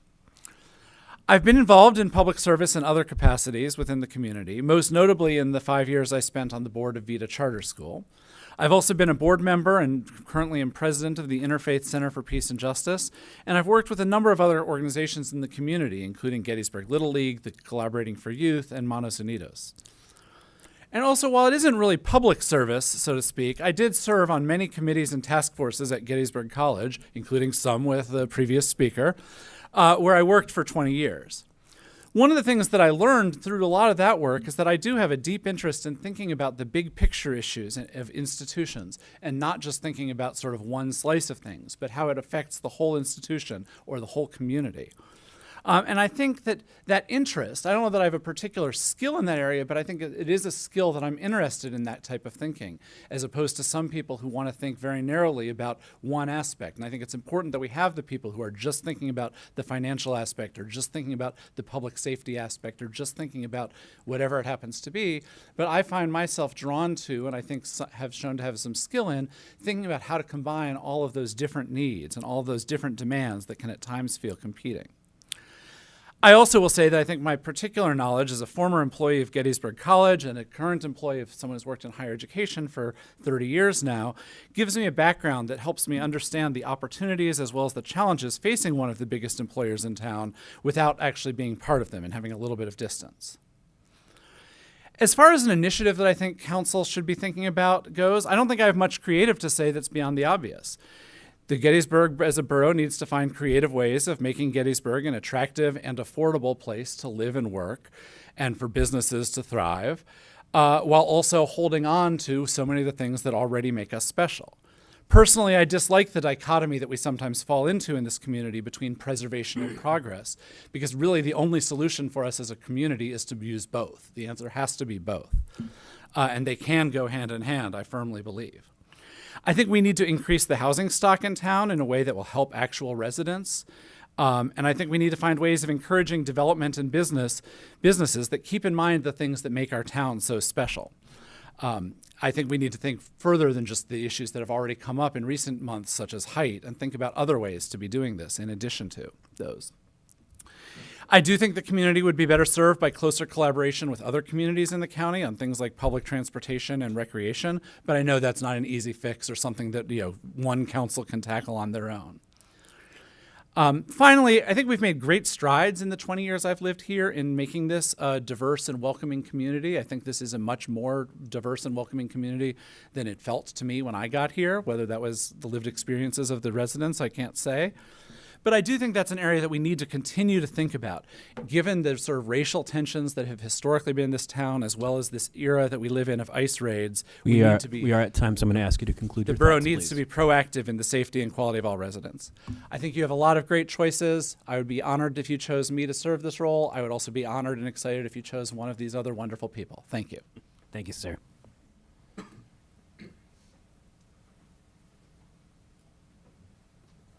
Nancy Goodmanstein.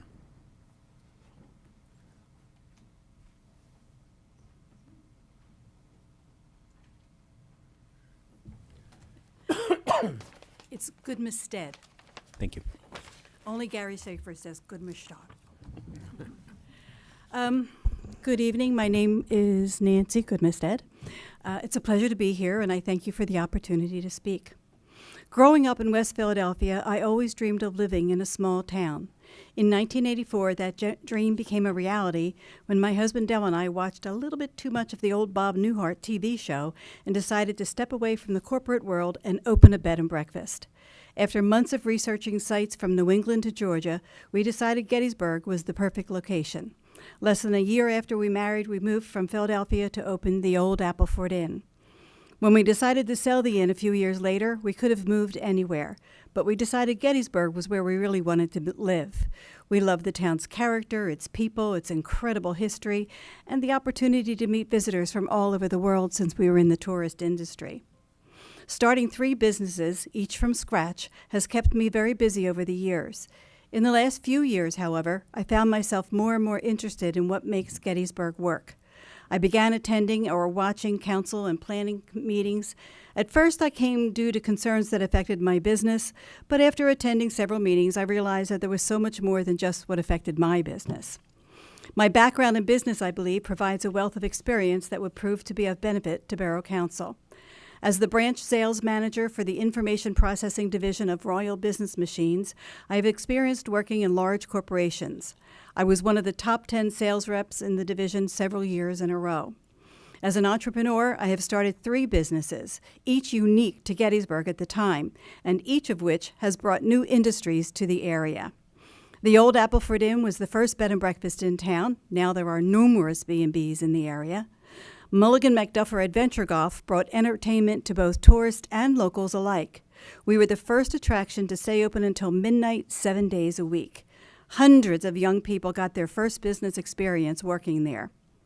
At the Shriver House Museum, we not only restored a house in the middle of the historic district that had been vacant for nearly 30 years, but a building the borough attempted to condemn 3 times.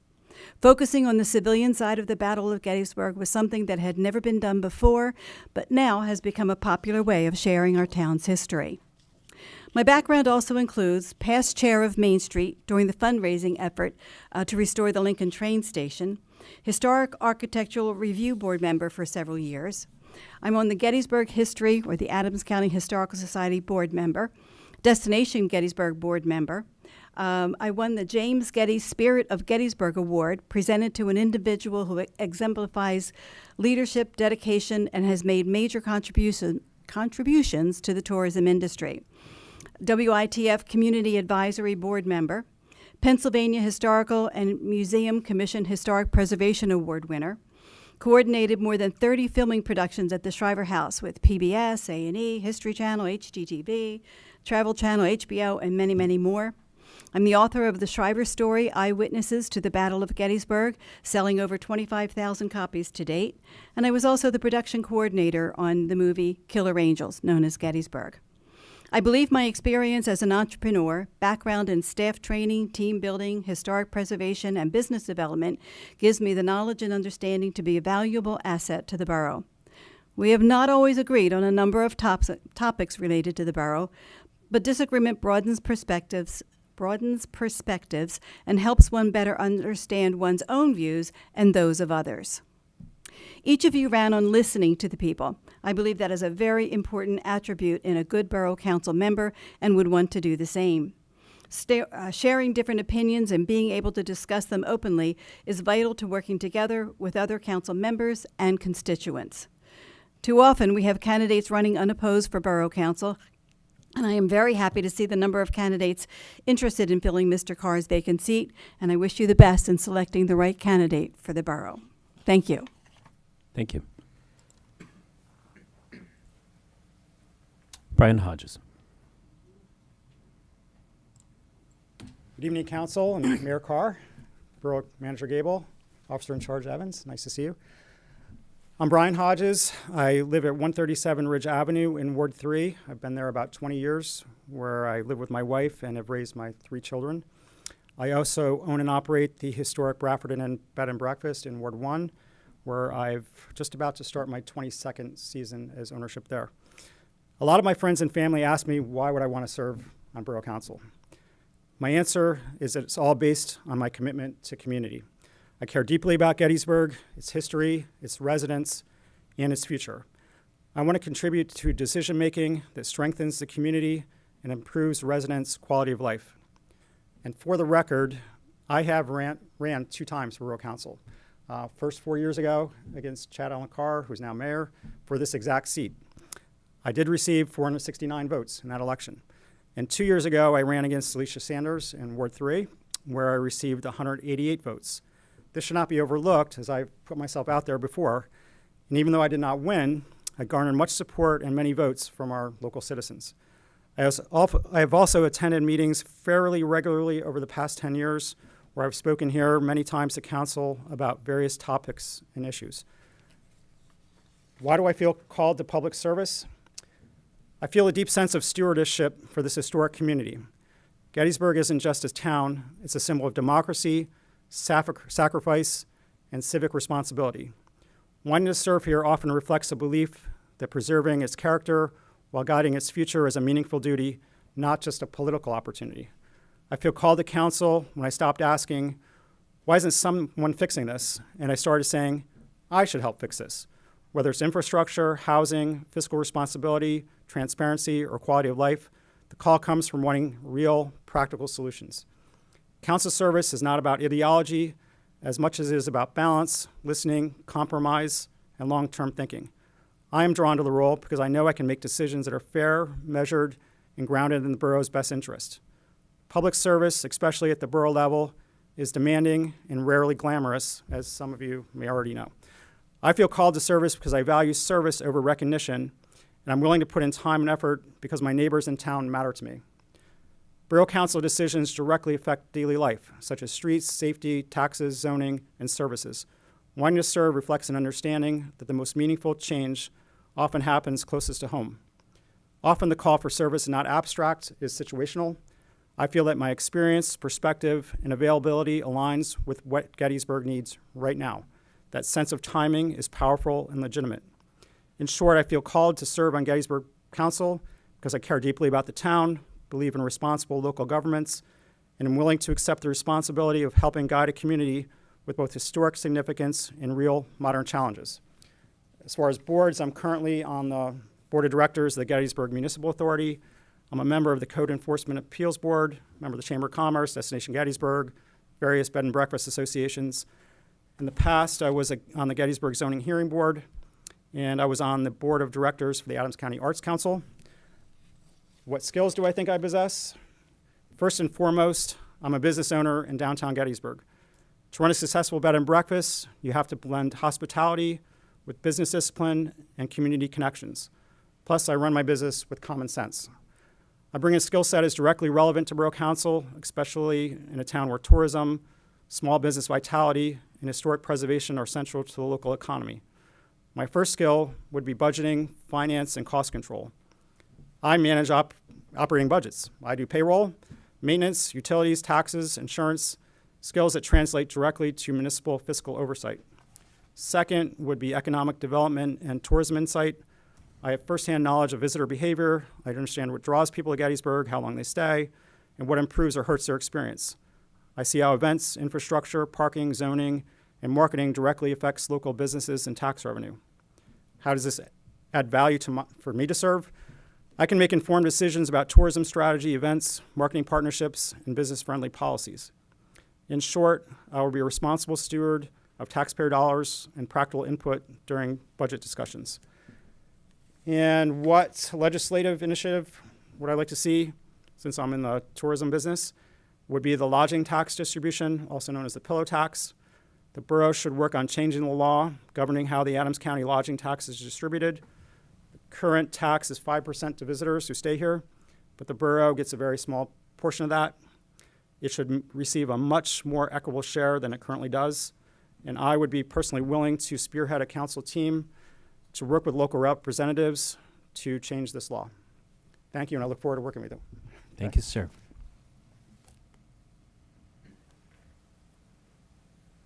Kimberly Mayers.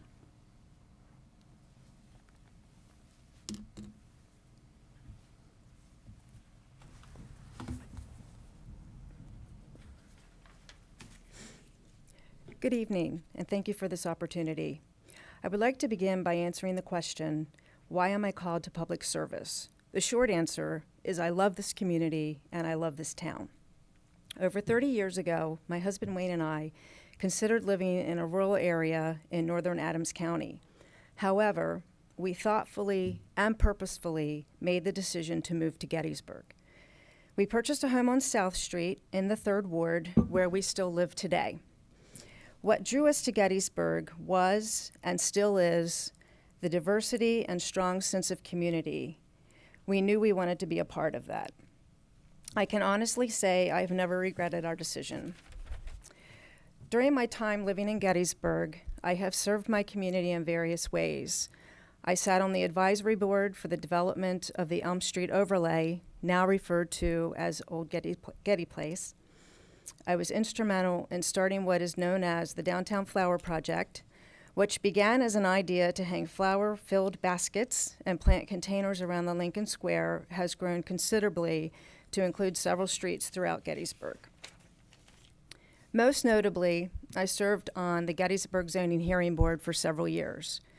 It was a great experience, and I learned a lot about how our local government works. I feel that this knowledge would serve me well if selected for council.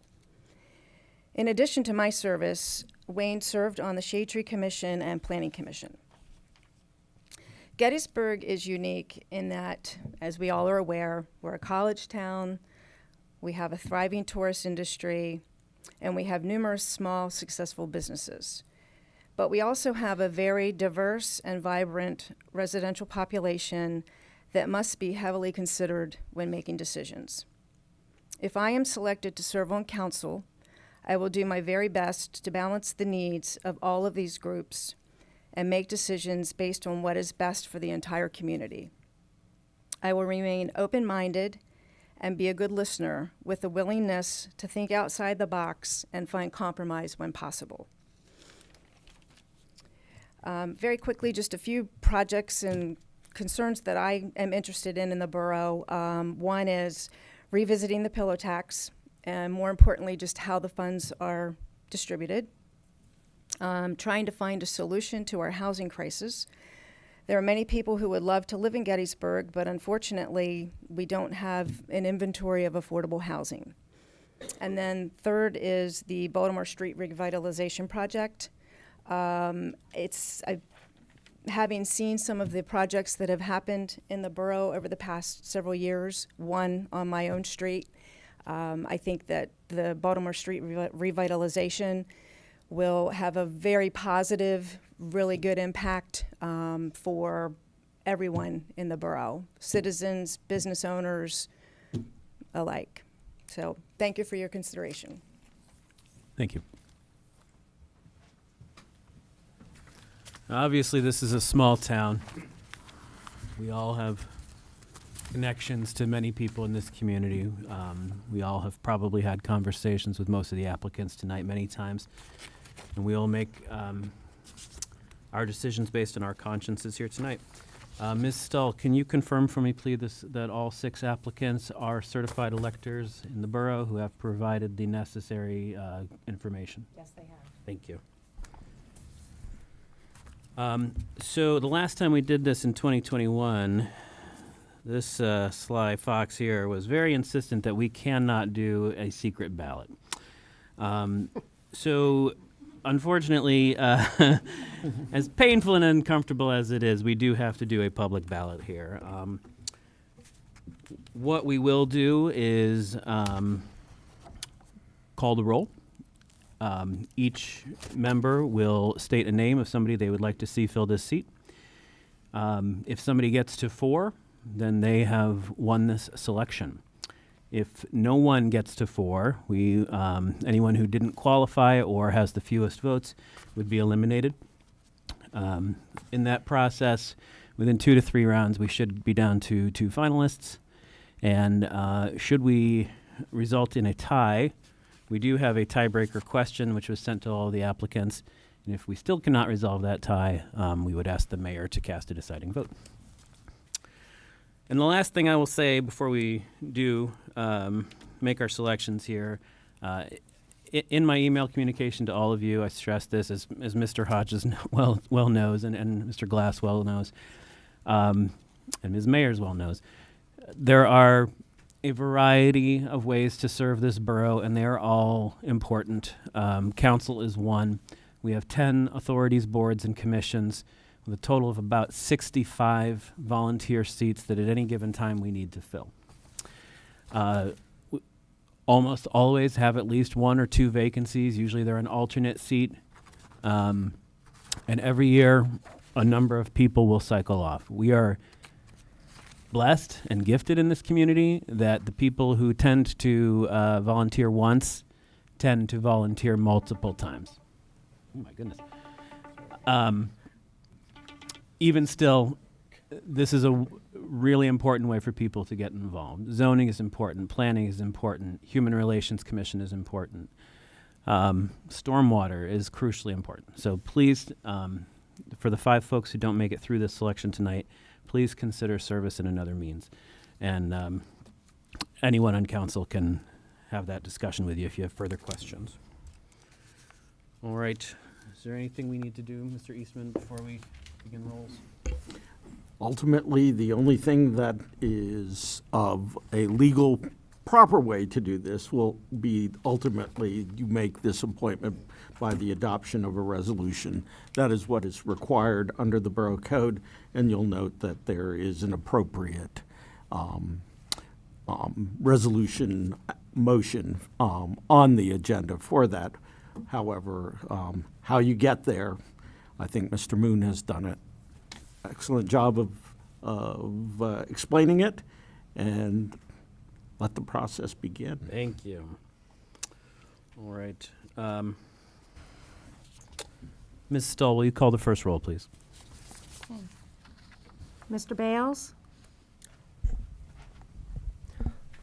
Mr. Brian Hodges. Mr. Berger? Brian Hodges. Mr. Mooney? John Buckheister. Mr. Rio? Kimberly Myers. Ms. Sanders? Kimberly Mayers. Mr. Moon? Kimberly Mayers. All right.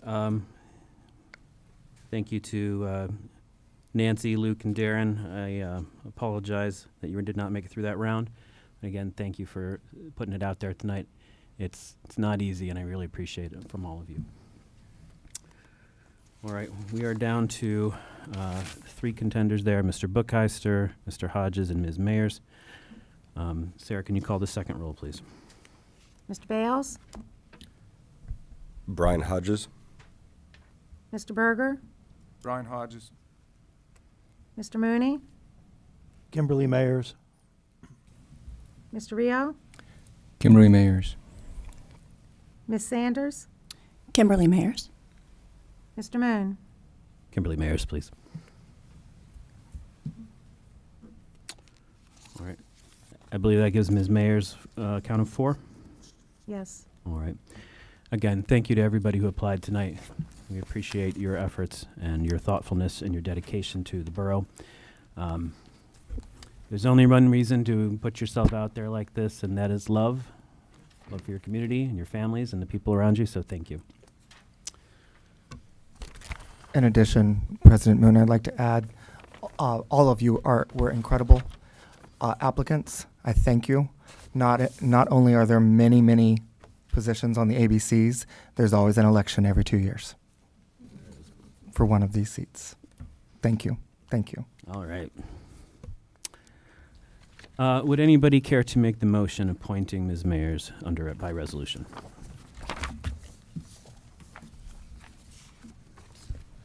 I'd like to make a motion to adopt resolution number 011226, appointing Kimberly Mayers as the member at large of the Borough Council of the Borough of Gettysburg in order to fill the vacancy in that elective office, with such appointment expiring on January 3rd, 2028, which is the first Monday in January following the November 2027 municipal elections.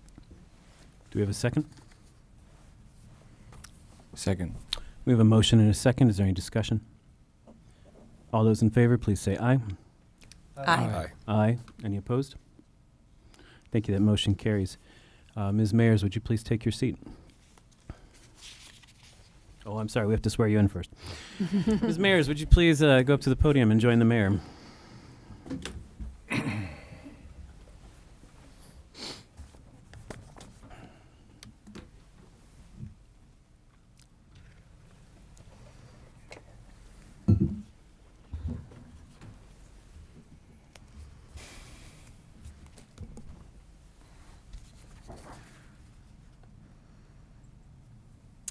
Please raise your right hand and repeat after me. I state your name. I, Kimberly Mayers, Do solemnly swear that I will support, obey, and defend the Constitution of the United States and the Constitution of this Commonwealth, and that I will discharge the duties of my office with fidelity. Congratulations. If you could sign this.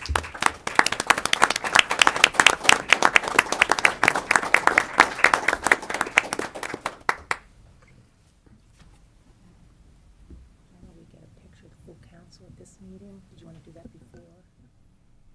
Or after the meeting? Do it at the end. Excellent. Now I'm going to give this to Sarah, who will make a copy of it for our records. We'll fill that out, and then we'll give it back to you tonight. And you have a, oh yes, hold that. Hold that like so, and then take steps off to the side right here. There you go. Awesome.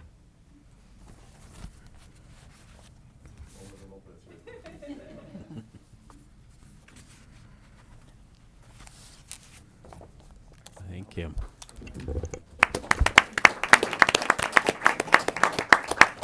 Now, Mr. Carr, you need to stay there. Mr. LeBure, would you mind joining him at the podium, please?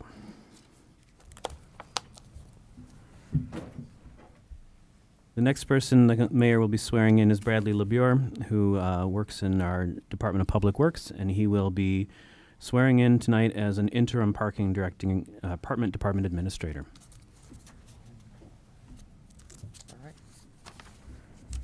If you can raise your right hand, please. I state your name.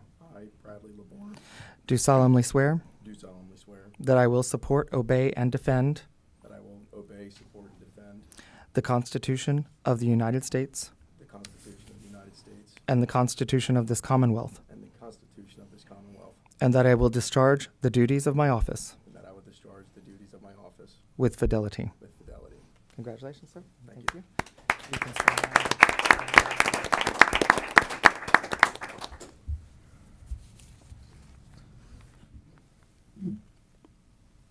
All right, and if you want to hold that for a picture, step right over this there. There you go. More.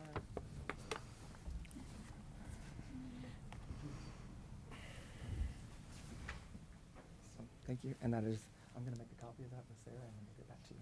Thank you. All right. Thank you, Bradley.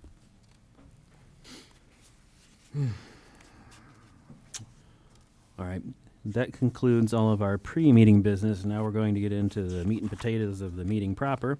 We're going to start this evening with our special presentation, a certificate of recognition. Congratulations, Ms. Mayers and Bradley.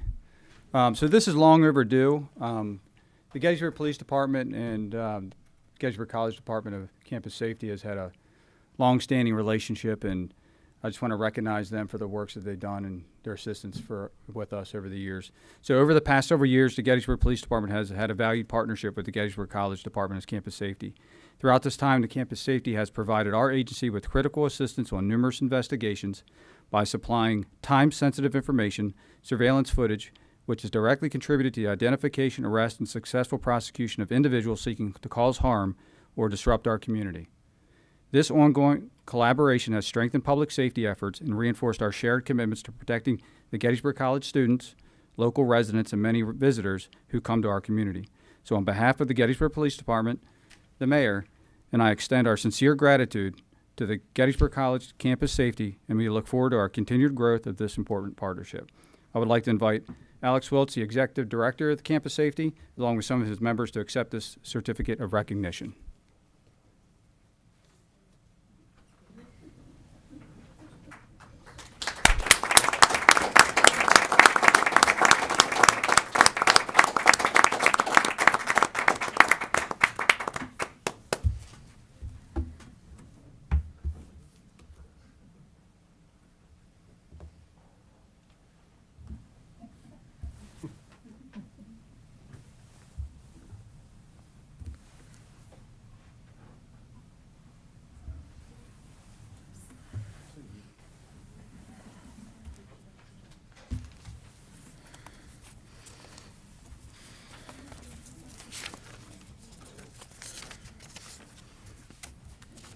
Thank you, folks.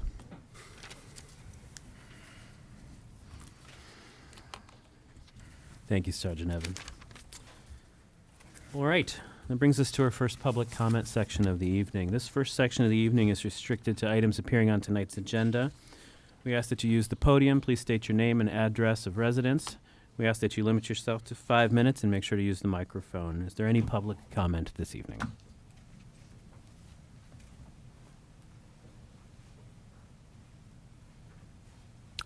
Any public comment? There will be another opportunity at the conclusion of the meeting. Thank you. All right, current and old business. We start tonight in the planning department with Mr. Whitmore. Good evening. A copy of the report was provided Friday electronically. It does include stuff related to HARB. I can get into that the next item. But the regarding planning and zoning issues, Planning Commission met at their December meeting. We had a continuance of a subdivision land development plan related to development on East Water Street. But we also had an approval of a minor subdivision. The Gettysburg station plans are in the review process right now. We'll be having 2026, a number of meetings starting in January at the 20th on that item with regards to revised plans. The zoning hearing board met on January 6th. That item involved a extension of a non-conforming use related to an inn on Hanover Street. Tonight's motion involves what the earlier public hearing, the provision of the request for an intermunicipal transfer of a restaurant liquor license. We're available if you have any additional questions on that item. All right. Any questions for Mr. Whitmore? All right. So at this point, I'm going to ask for a little guidance here from Solicitor Eastman. Thank you, Mr. Moon. You'll see on the agenda that this matter has been presented as essentially a motion or a motion in the alternative. The first motion would be to adopt a resolution approving the intermunicipal transfer of the liquor license as requested. As noted by Ms. Lewis at the public hearing, Borough Council shall approve the requested transfer unless it finds that doing so would adversely affect the welfare, health, peace, and morals of the borough and its residents. And a proposed resolution has been prepared if council chooses to act in this manner. Because we did not know, we can't possibly know what's going to be presented to you when we prepare the agenda. In case there was a large number or in case there was public comment that led council to the point that it wished to have deliberations over this particular determination, we thought that a motion should be added to give you that alternative. Again, you were afforded the opportunity to ask questions. However, the one thing that you could not do at the public hearing was you could not deliberate on your final determination, which of course also has to be done in a public session. This was provided there is a provision under the Liquor Control Board that enables or allows you to extend the period of time within which to make a decision, and in effect, the alternative motion would enable you to extend that period of time, and you could have deliberations and review any of the evidence or any of the information that was provided at your work session, ultimately instructing me as to what resolution you wish to have prepared, and then take final action at the February meeting. So. And what would be the purpose of an extension? The purpose of an extension would be essentially if you felt that information was presented that you wished to deliberate on whether or not this request would have an adverse effect on the welfare, health, peace, and morals of the borough.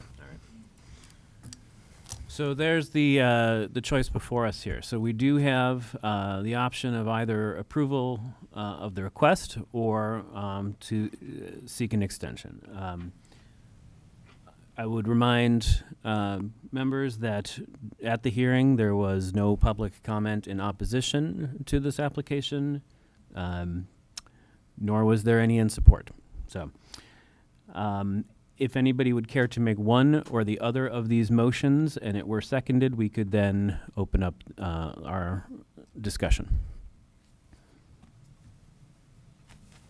I'll make a motion to adopt resolution number 011226-2, approving the request for an intermunicipal transfer of a restaurant liquor license number R16082, LID number 68412, from previously approved licensed premises located at 70 Presidential Circle in Strabane Township, Adams County, Pennsylvania, to the proposed licensed premise located at 29 North Washington Street in the Borough of Gettysburg as the receiving municipality. Is there a second? I second it. We have a motion and a second. Is there any discussion?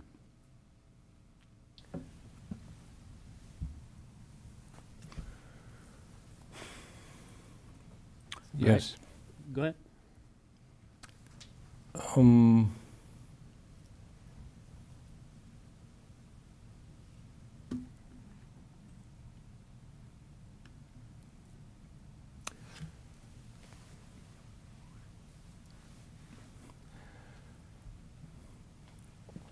When we were presented the information, the convenience store was compared to a Rutter's or a Sheetz.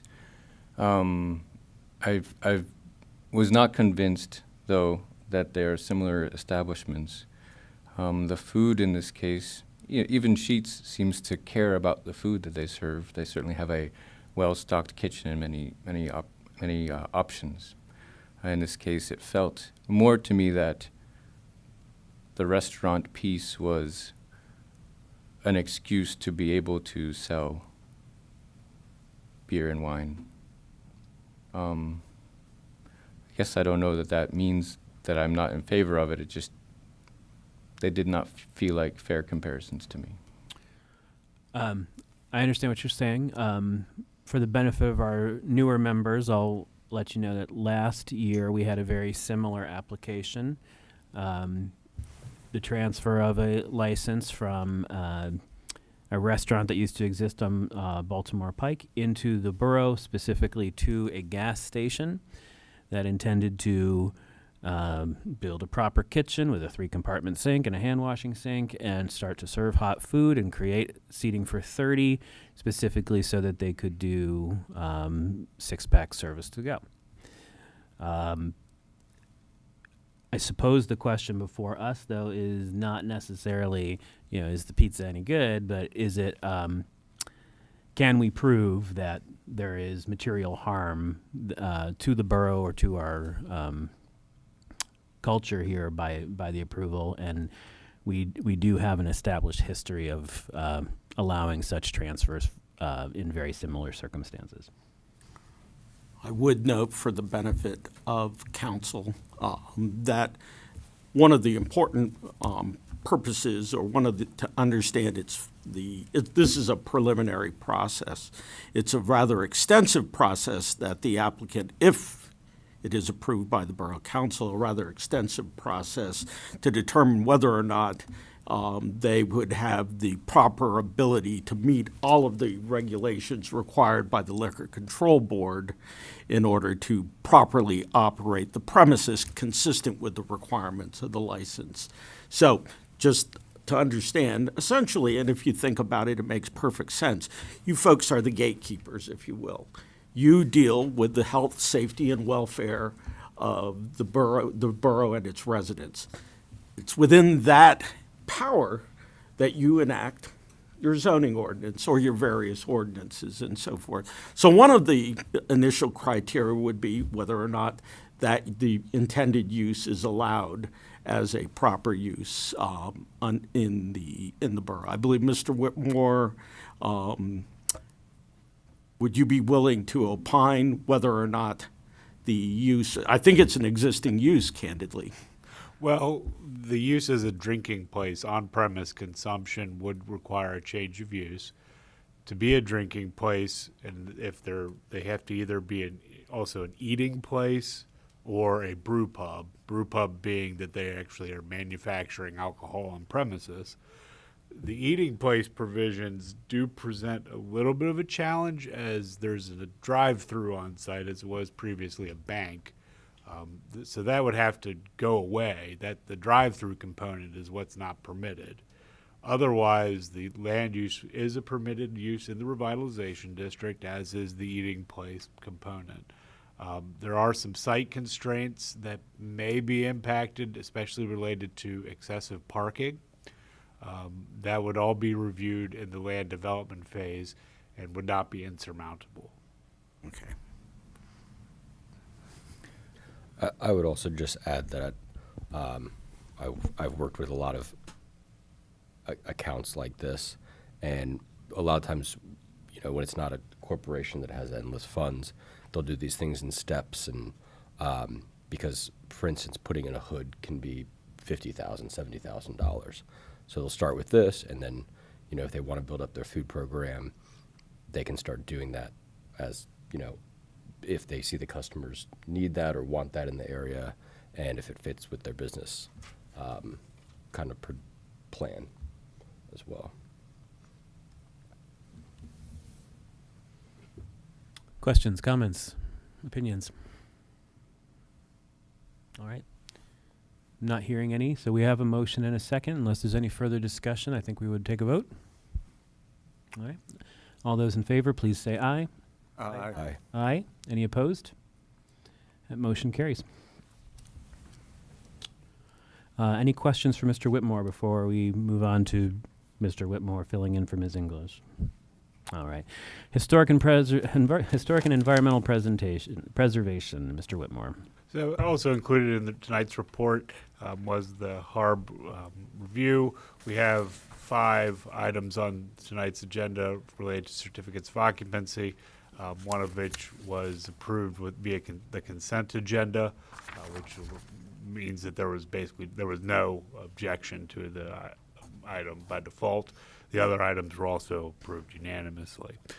In addition to those items, the Historic Architecture Review Board did also provide a recommendation to Borough Council regarding the request for a study for the expansion of the historic district. It's recommended to coordinate with the chair of the Historic Architecture Review Board to proceed as warranted. We will, as a body, though, that is something, the historic district in general is something that's going to be reviewed. So it's on staff's radar, not necessarily for expansion, but just for the ordinance review. As it relates to those applications, though, if you have any specific questions related to the motions or the COAs, please feel free to let me know, and we'll get back to you immediately. All right. Any questions about any of the items on the agenda this evening?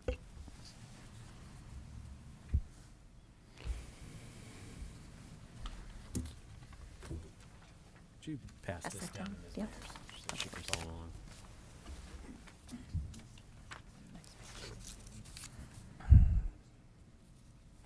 All right. So we have 5 HARB motions. Would anybody care to start making those? I'll make a motion to accept the HARB recommendation for COA-250098, major project, 110 Baltimore Street. Eric Miller for the installation of an exterior vent fan. All applications must meet the Secretary of Interior guidelines. Is there a second? Second. We have a motion and a second. Is there any discussion? All those in favor, please say aye. Aye. Aye. Aye. Any opposed? Motion carries. The next motion. I'll make a motion to accept the HARB recommendation for COA 250093, major project, 522 York Street, front runner construction, care of William Shelton for the siding replacement project to include the installation of 5-inch Provia, Willowbrook, Dutch lap white vinyl siding, conditioned that the removal of the existing asbestos siding coincide with the insurance directives for the asbestos abatement process. Is there a second? Second. We have a motion and a second. Is there any discussion? All those in favor, please say aye. Aye. Aye. Aye. Any opposed? Motion carries. The next motion, 120 North Stratton. I make a motion to accept the HARB recommendation for COA-250092 major project, 120 North Stratton Street, Charles Huber, for the new construction of a carport/storage shed that will match the existing structure and have a gravel access driveway conditioned upon the use of 5V crimp for the metal roof instead of standing seam. Is there a second? Second. We have a motion and a second. Is there any discussion? All those in favor, please say aye. Aye. Aye. Any opposed? Motion carries. 22 West High Street. I make a motion to accept the HARB recommendation for COA-250096, major project, 22 West High Street, Gettysburg Community Soup Kitchen, for the emergency repair, replacement of the plastic corrugated style panel roofing with a charcoal color 18-foot by 22-foot Endura 29-gauge corrugated metal panels, noting that the roof over the carport serves as the serving area for the soup kitchen. Is there a second? We have a motion and a second. I heard Mr. Bales. Is there any discussion? All those in favor, please say aye. Aye. Aye. Any opposed? Thank you. The motion carries. And the last motion, 218 Chambersburg. I'll make a motion to accept the HARB recommendation for COA-250097, major project, 218 Chambersburg Street, Jason P. Zilwich, for the demolition of an existing stairway and the construction of a new wood second floor rear deck and stairway, which would be 24 feet by 8 feet in dimension, will match the existing floor level concrete pad and condition that the new handrails meet building code requirements. Is there a second? Second. We have a motion and a second. Is there any discussion? All those in favor, please say aye. Aye. Aye. Any opposed? That motion carries. Any questions for Mr. Whitmore before we move on? Thank you, sir. Parking Department, Mr. Gable. Thank you for swearing in Mr. Labor. For folks that might not be familiar, the parking department is in a leadership transition position at the moment. Many of those duties have fallen to me. Bradley's been helping out in a logistic way until today, but there are legal things that he was not able to do without being a sworn officer of the borough, specifically as it relates to parking ticket dismissals and citations and things of that nature. So he can now do that because he has been sworn in. So thank you for helping with that. In the parking department, I found it interesting, a couple of the candidates who were, and welcome, Ms. Mayers, I'll be looking forward to working with you, mentioned parking as an area, and everyone in council is very well aware. It's an interesting idea, Mr. Buckheister mentions, and maybe we'll talk about that at a future meeting. Pivot back, though, council did make a policy adjustment with actually Mr. Hodges' suggestion last year for budget with increasing some fees in targeted areas across the borough, and that is paying off financially for the borough. You can see here this bar graph on the right is year to date, so these numbers are accurate through November 30th of 2025. You can see year to date we're outpacing, and so the green block has yet to be filled as we're still finalizing December's numbers. All very good news for the borough.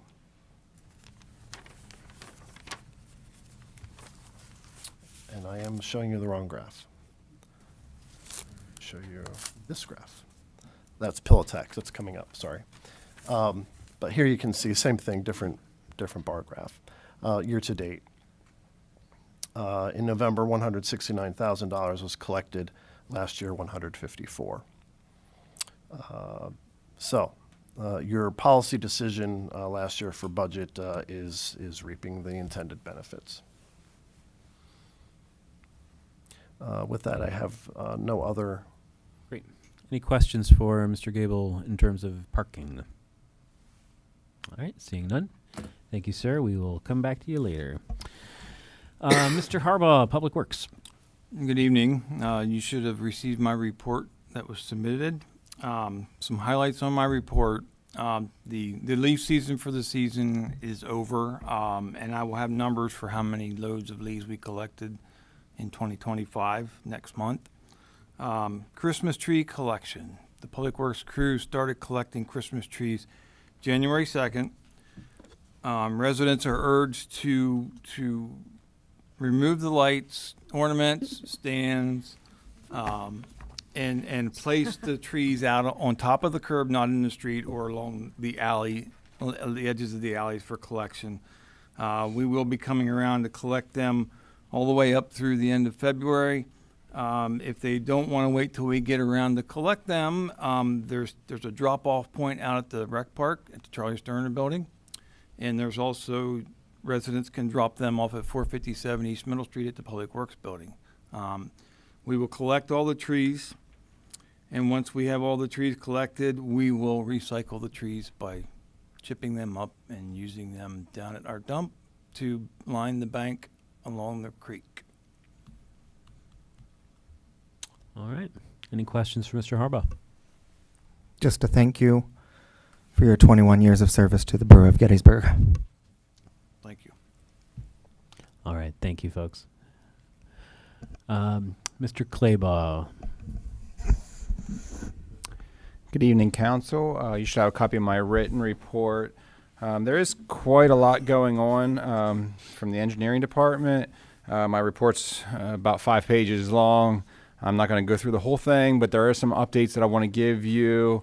I'm a Steelers fan, so I think kickoff's in 4 minutes. So I'm going to try to be quick. But on the first page, I gave you an update there on the 2026 street work. That was included in your budget for this year. Just as a reminder, there was a long list of streets that we're going to be taking a look at. We're not going to get to all of those streets. Budget constraints we're going to go through and pick out which streets that are going to fit within the budget, and that's highly dependent on the base repairs. So we are working on that, and I'll have some updates for you next month, and I'll be looking to get you authorization to advertise that project for bid at that time. Update on the East Water Street Bridge. As a reminder there, a refresher, that's the sidewalk on the north side that was deemed by PennDOT that it is in fear of failure. So we are in the process of doing the design and the permitting for that. And again, we're hoping to bid and build that this year. Gettysburg Interloop Phase B1, I didn't have any written updates on my report.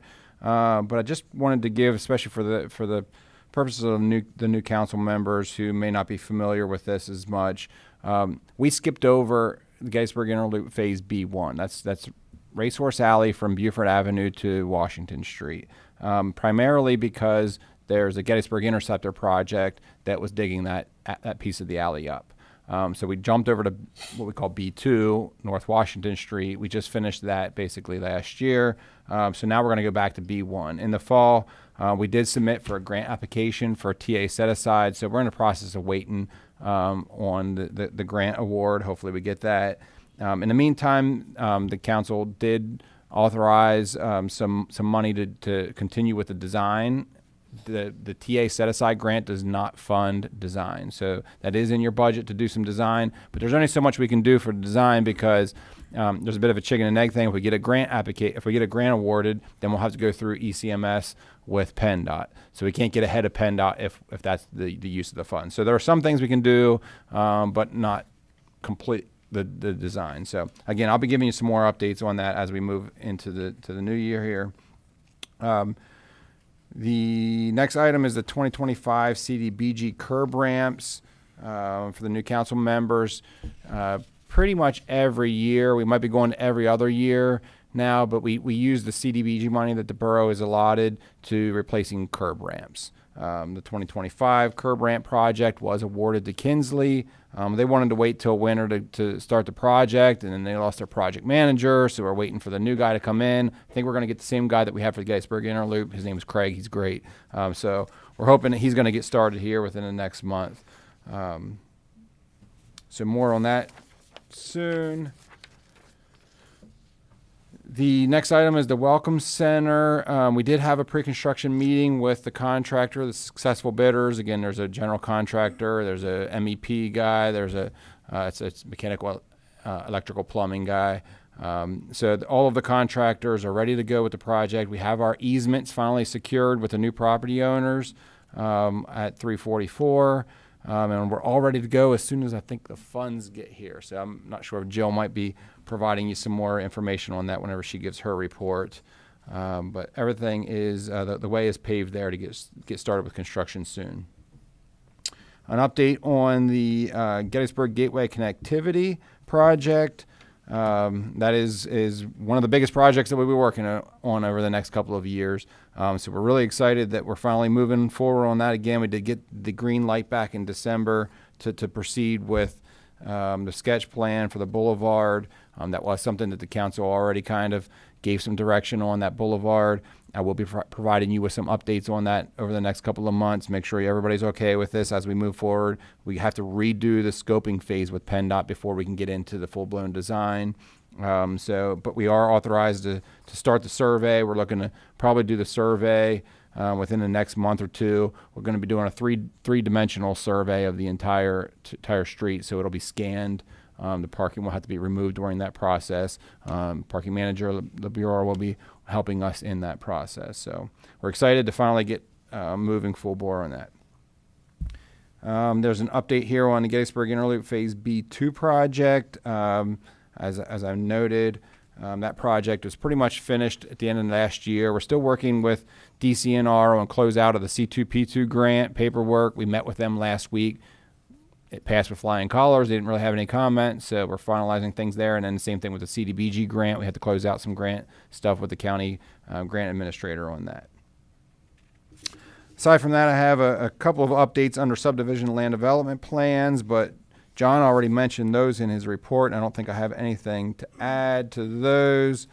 And then finally, on the fourth page of my report, under approved subdivisions, land developments, I did give you an update on the Gettysburg Middle School. So that was, the middle school was built 6 years ago. At the time, there were some outstanding things at the end of that process for as-built drawings, ownership of storm drains, those kind of things. Some permitting, NPDS permit was never finalized. Those kind of things just drug on for years and years and years, and we're finally getting to the point where we're going to finalize those things. So we've been working with the developers, engineer K&W, on finalizing that process. So I'm hoping to get that taken care of and eliminated from my engineer's report over here, in the next couple of months. So with that, I have nothing to add unless you have any questions for me. I have a question. Phase B2. I understand we scoped the damage to the stormwater pipe. Mm-hmm. What is the status of that? Great question. So, and just as a side note, we have made the decision to, since that's not associated with any of the grant applications, the damage is post-construction here, we have decided to move that away from the B2 project. So it's going to be a standalone thing as we move forward for this corrective action.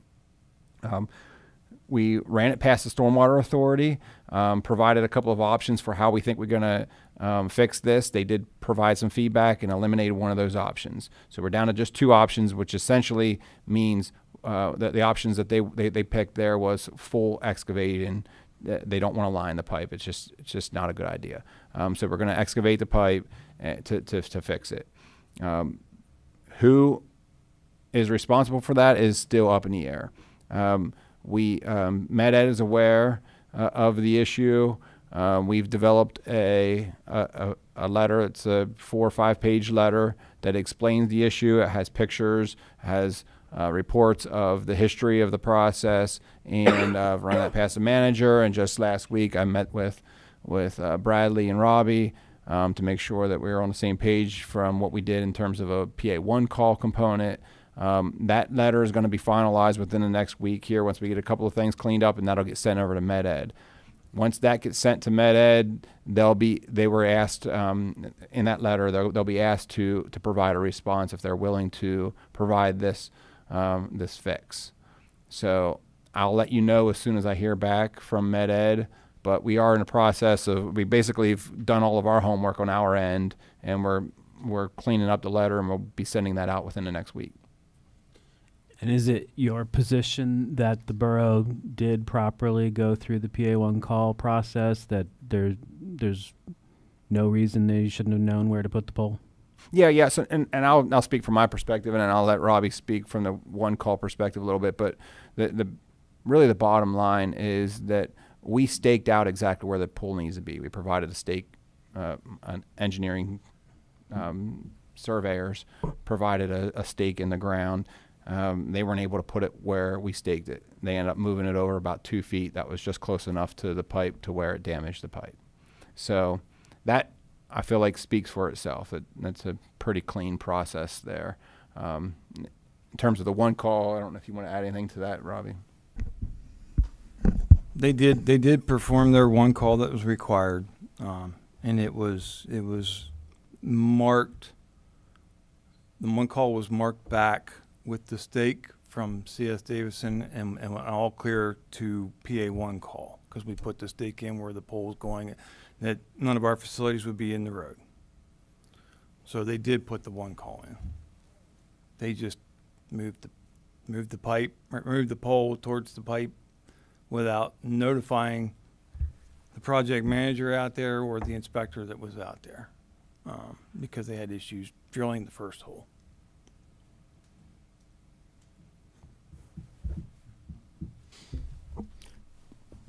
I mean, there's no other hole drilled, right? No, they attempted to drill a hole where the stake was, but it kept collapsing, that they could not put, as they were drilling, the loose stones kept collapsing in, they could not set a pole there. So they had to move it.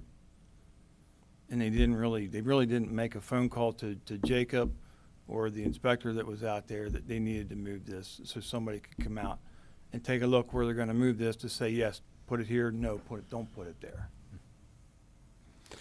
Okay, thank you. Does anybody else have any questions for the engineer? All right, thank you, sir.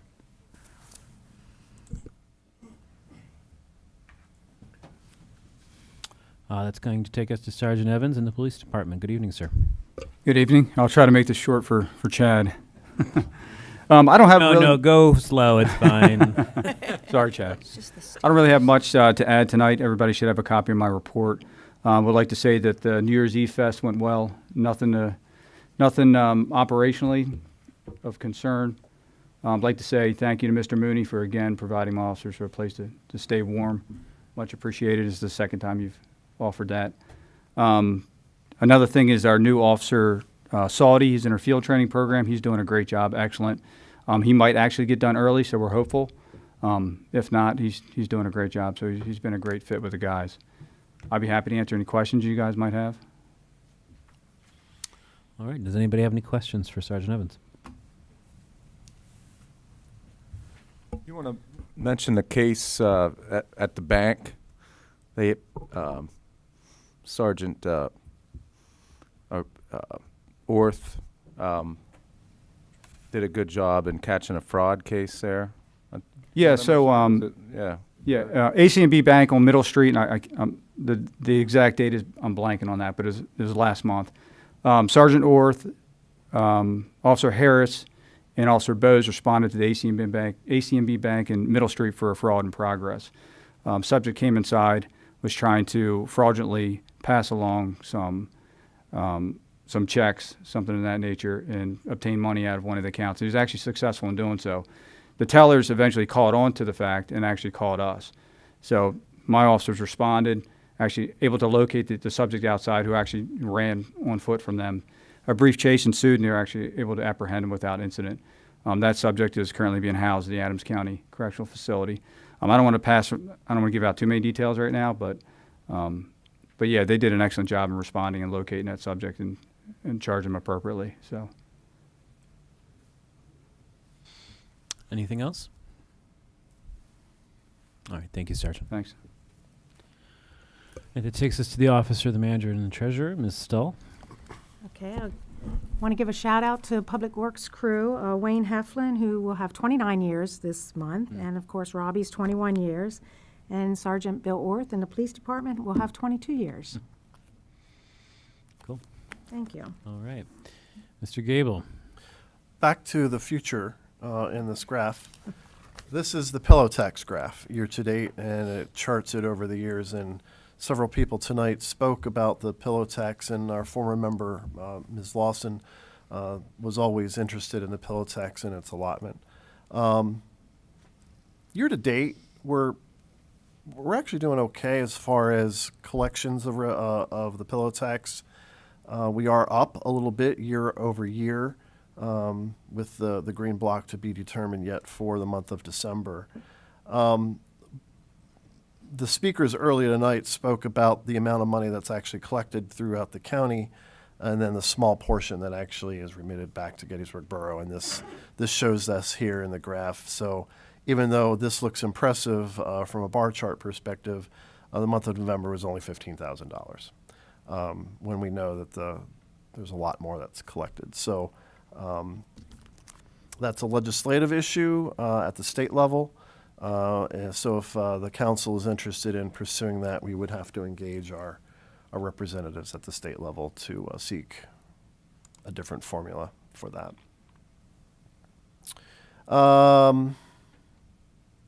Year to date, in the general fund, get to the bottom of this, a lot of ledger accounts to go through here. We are running a surplus of $652,000. That is through November 30th. That sounds like a lot. There's a couple contributing factors to that. One is we are actually not paying 3 salaries at the moment.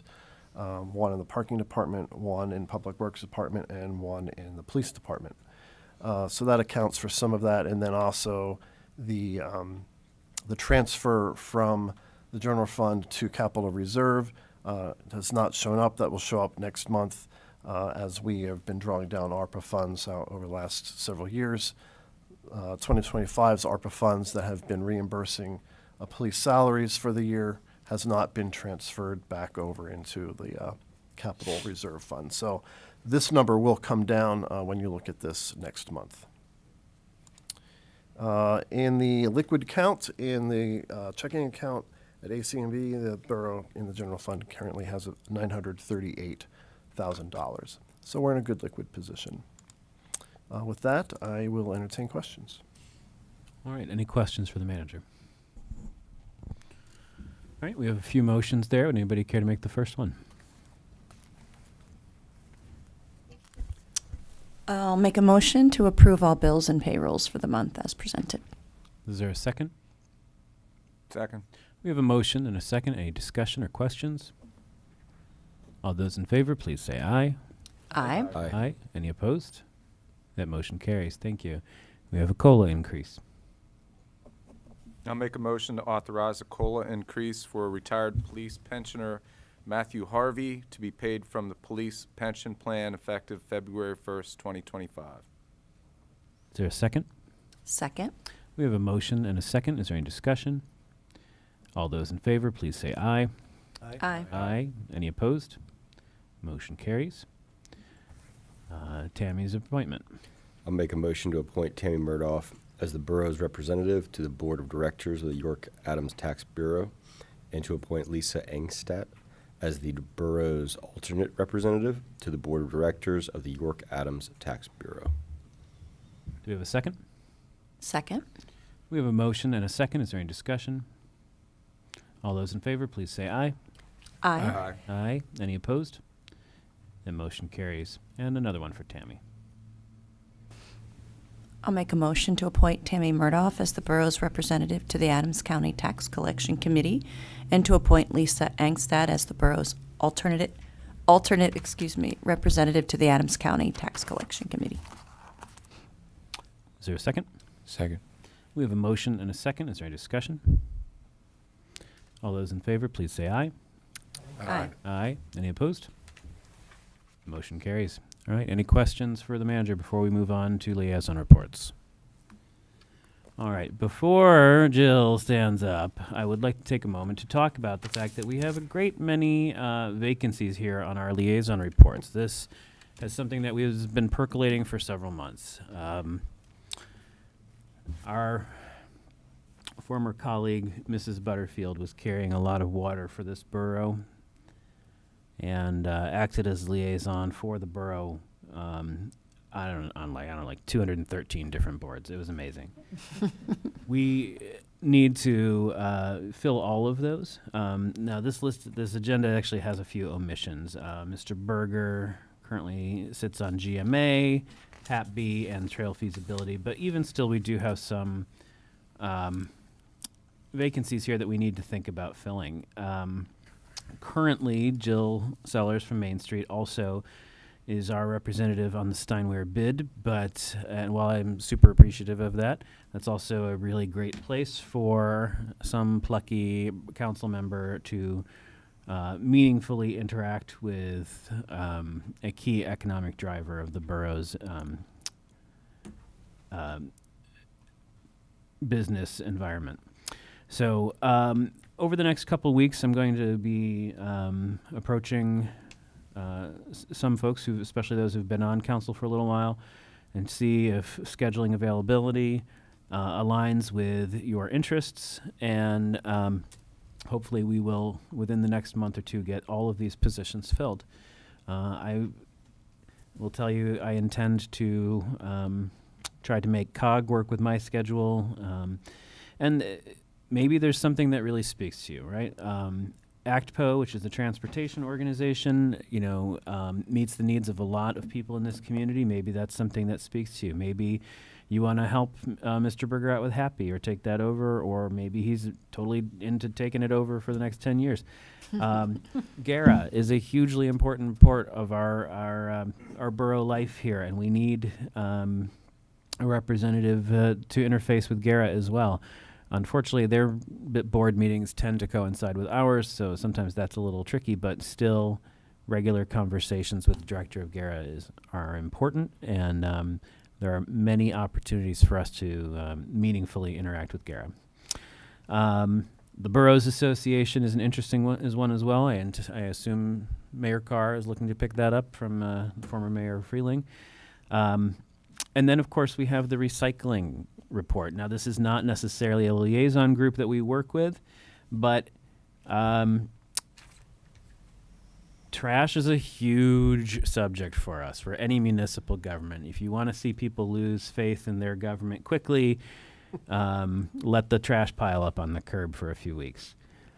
We are about to begin the process of bidding for a new waste hauler, and a key portion of that initiative is our recycling initiatives.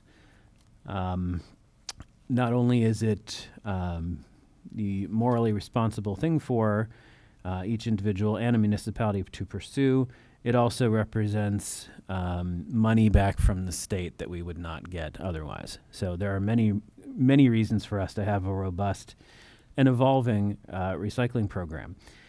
So I'm going to ask members to think about these different organizations where you see a blank, and talk to me if you think there's an area here that you would like to either educate yourself more on and see if it's for you, or if you just want to dive right on in.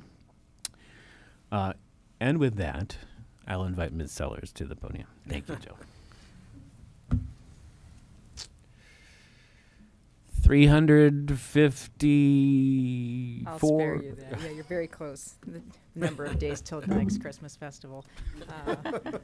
Trying not to count just yet. So good evening. You all have a copy of my report. A couple of things. If you're interested, if anybody's interested, this is our annual report from 2025. I've got paper copies, but it's also on our homepage. If anybody comes to you and says, "What in the world does Main Street do?" We get that question all the time. So please read up on what we do for the Borough of Gettysburg and have been doing for over 40 years. Volunteers, I want to give a big shout out to the volunteers that came out in 2025, and we still need more. I say that every time, but we're still always looking to add to those number of people that give selflessly, that make this borough function in ways that often go unnoticed, and I want to make sure they're recognized. In December, we had a great visit from the DCD secretary. So Rick Seiger was here, and I'm very excited that he was here to award Gettysburg with designation. We are one of a dozen communities in the Commonwealth that have achieved this status, and what that means is that our 5-year plan has been recognized as a strategic plan for economic development that will sustain us going forward. It also opens up opportunities for funding, for technical support and other things that are really going to move our program and the way we are able to support the business community and our residential community. Our complete plan is available on our website, or I can get you a hard copy if you want to read it. It's once I take all the extraneous pages out, it's actually pretty interesting. So all the reports and graphs that put you to sleep. The Welcome Center, Chad mentioned where we're at with that. All the contracts are awarded, as you know, but they're also all completed. So that is done. All the requirements for access to the federal funding are finally done.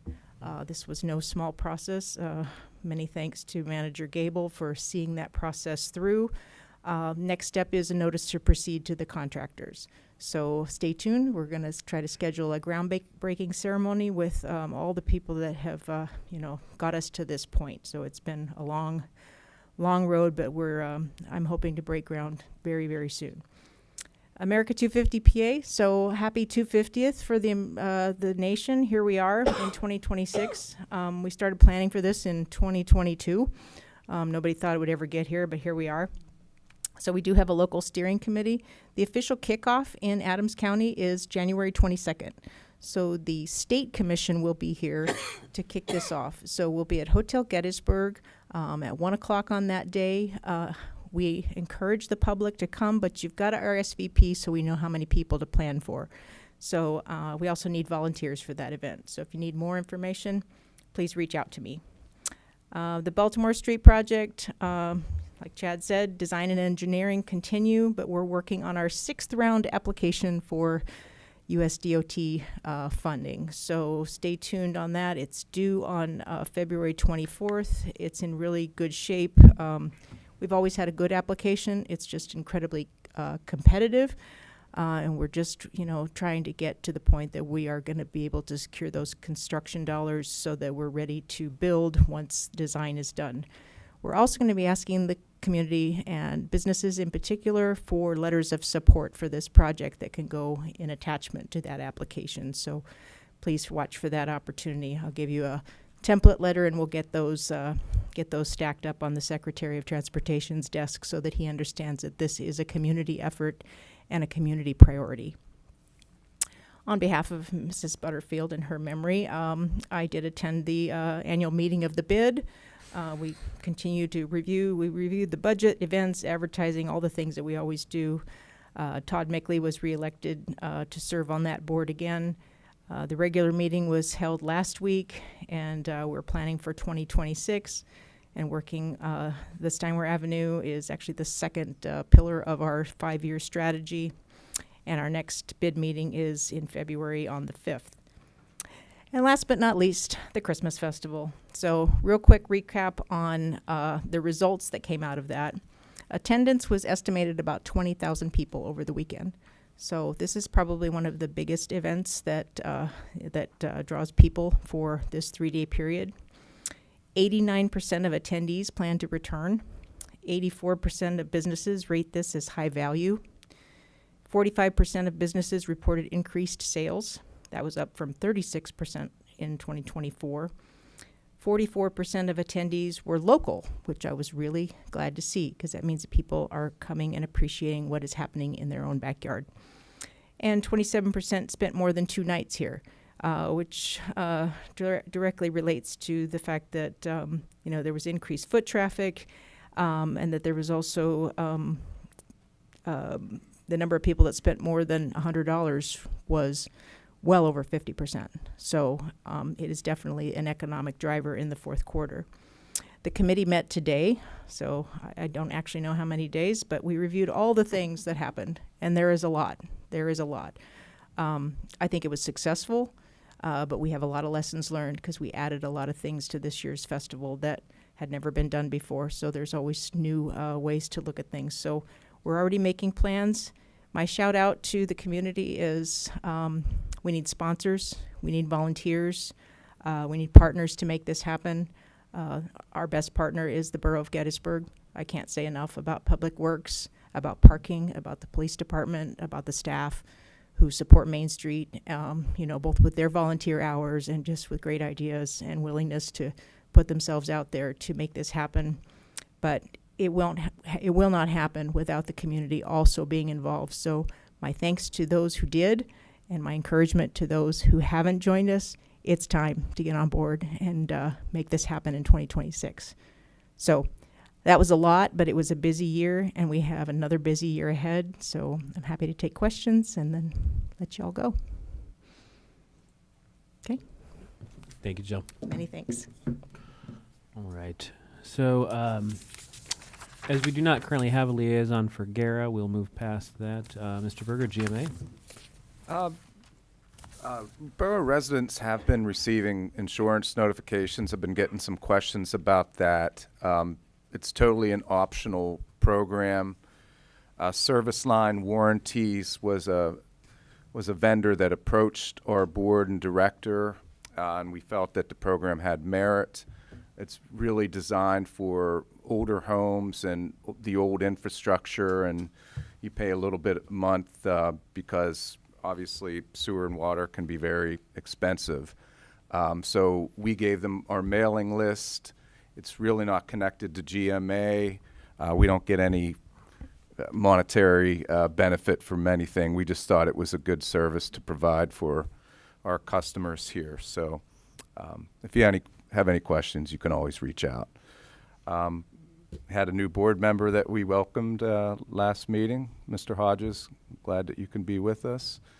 And I talked to Mark too about usually in the spring he comes in and kind of updates everybody. So just put that out there to him. And he always says you guys can always ask him and give him a call if you have any questions. Thanks. So I got the letter for that insurance program, and it looked pretty sus. It was weird and concerning that it had GMA's letterhead. Yeah. Right? And so I did call their informational number and was like, how is it that you are able to put GMA's letterhead on your solicitation? And like the company's name that's listed, contact such and such company. Yeah, that company got bought out by another company in the time that it took them to mail the letter. It was getting really suspicious. So I did call Mark Geis and I was like, is this legit? And he did allow that it was. And I think it was confusing having the GMA logo on their solicitation, but maybe if it had been sent with a letter from GMA or even an advance, maybe there was an advance letter from GMA saying, hey, be on the lookout for this, it's legitimate, might have been a little less confusing. When I did talk to Mark, he's like, yeah, you're like the 400th call. I'm really sorry. That said, most of us live in some aging homes, and these repairs can be devastating. We went ahead and took advantage of the program, so thanks for partnering with them. All right. I suppose you've not been to ACBA yet, Mayor Carr. No, not yet. Not yet. Do you know when their first meeting is? I do not. Okay. All right. Well, we'll. I believe it's on January 20th. All right. January 19th, I believe, is All the right. next meeting. A very busy day, January 19th. Yeah. Extremely busy in Gettysburg. I'll double check and follow up with you. I will do my best to attend. I already have 4 other events that day. Cool. All right. Yeah. If you can get those details from Mr. Carr, that'd be will. helpful. All right.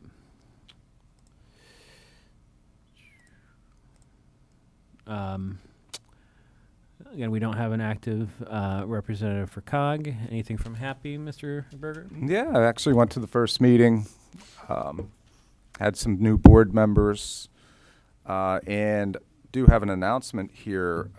This sounds pretty exciting. Boyd School Road pathway.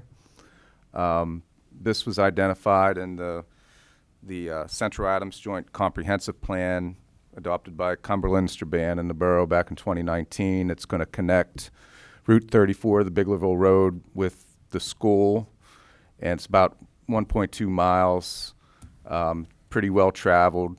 Got 2 schools, St. Francis in the high school, and of course you got the Adams County offices there, and there's no pathway for bikes and pedestrians. So, and there's also obviously a lot of developments there. So there is a meeting this Wednesday, January 14th, at the Charlie Sterner Building from 5:30 to 7, kind of to introduce this trail. It's going to a feasibility study. They want to put in, and Chad's, you're part of that, C.S. Davidson firm, but 8-foot asphalt kind of pathway. And they also said it's kind of like what's in front of the middle school, that type of pathway. So sounds good, and that's going to get off and running. And so this Wednesday, 5:30 to 7 at the Charlie Sterner Building. Great. And another thing too, because the trail feasibility study, that could be kind of put into HABI. I mean, in fact, that feasibility study was finished like 2 years ago. Okay. But they do talk, I mean, they did mention it in the meeting, and like I always say, they're really bucking heads with the National Park Service that has their own study. That pathway is supposed to go to Emmitsburg, and the first part of it's on the national park. So that's kind of what. So I would say kind of take that out, and I will just report on that trail with Habby. Great. Every month. That sounds perfect. Thank you. All right. And similarly, we don't have anybody going to ACTPO unless you have anything to report, Sarah. I do not. Okay. All right. Thank you. The fire and EMS reports were in your packets, presuming you were able to access your packets. And that takes us to elected officials' comments. And I do want to take a moment and welcome back Ella Prieto, our junior council member from Gettysburg College. Started with us last semester at the end, got to sit through some pretty spicy stuff, and decided to come back anyways. Great. Ella's position is not a voting member of the Borough Council, but she is welcomed to deliberate with us and to offer a different perspective on issues that impact a third of our population. So welcome back. I'm glad to see you. I hope you had a good break. All right. Do you have anything you'd like to say to us in elected officials' comments this evening? I will say I'm back a little bit early, so none of the other students are here yet, but I have to get confirmation on when the first student senate meeting is, but when that happens, I'm planning to go as long as it doesn't interfere with this meeting and hear any ideas that they want to bring to you. And then I connected with Mayor Carr about possibly doing office hours at the college. So yeah, excited for that. And it's great to be back. Thank you. Thank you. Mayor Carr. Good evening. So yes, I'll first start out with thanking Sergeant Evans for your leadership since you stepped into the officer in charge position, and for helping me get acclimated to our police department. I have been trying to meet with each officer. I've already met with many of them, most of them, and as well as our mental health co-responder and our records and support services coordinator. Toured the facilities, which are in dire need of some help, not by any fault of the officers at all. I'm going to do my best to get in there and help them with that. Limited space, as many of departments of this whole building. I think it's a limited building. Gettysburg Loves Love is, I believe, a Destination Gettysburg event with some assistance, perhaps, by Main Street Gettysburg and Gettysburg Railway. Or do I have that wrong? It's a Gettysburg Railway event with some assistance by Destination Gettysburg and Main Street Gettysburg. Is that right, Jill? It's a partnership event for all three. But they are still working on the exact details, but some exciting stuff happening for February 14th involving the new Gettysburg Railway. So I look forward to being a part of that. And yeah, I am cleaning out the office, and I'm going to have published open office hours soon. I'll let you know at this meeting, and the website will be updated when that is. For those of you that are not aware, the mayor's office phone number is exactly the same mayor's office phone number and extension. That has not changed. My email has not changed. It is the exact same email, ccarr, that's ccarr at gettysburgpa.gov. You can certainly email me there. And I look forward to hearing from you. So please reach out. Let's set a meeting. And I want to hear from you about what the mayor can do for you. Thank you so much. Thank you. Any other elected officials' comments? I'd like to just take a brief moment to thank Mr. Harbog for his help on New Year's Eve. It was a great event. I'd also like to thank Sergeant Evans and his men. They had a tremendous showing there. It was, by our analytics, we had during the day an increase of 29% of people from last year, so that probably equates to an increase in business to the stores and the restaurants. And for the midnight event, we had an increase of about 8% over last year, so it was great event. Thank you both of you.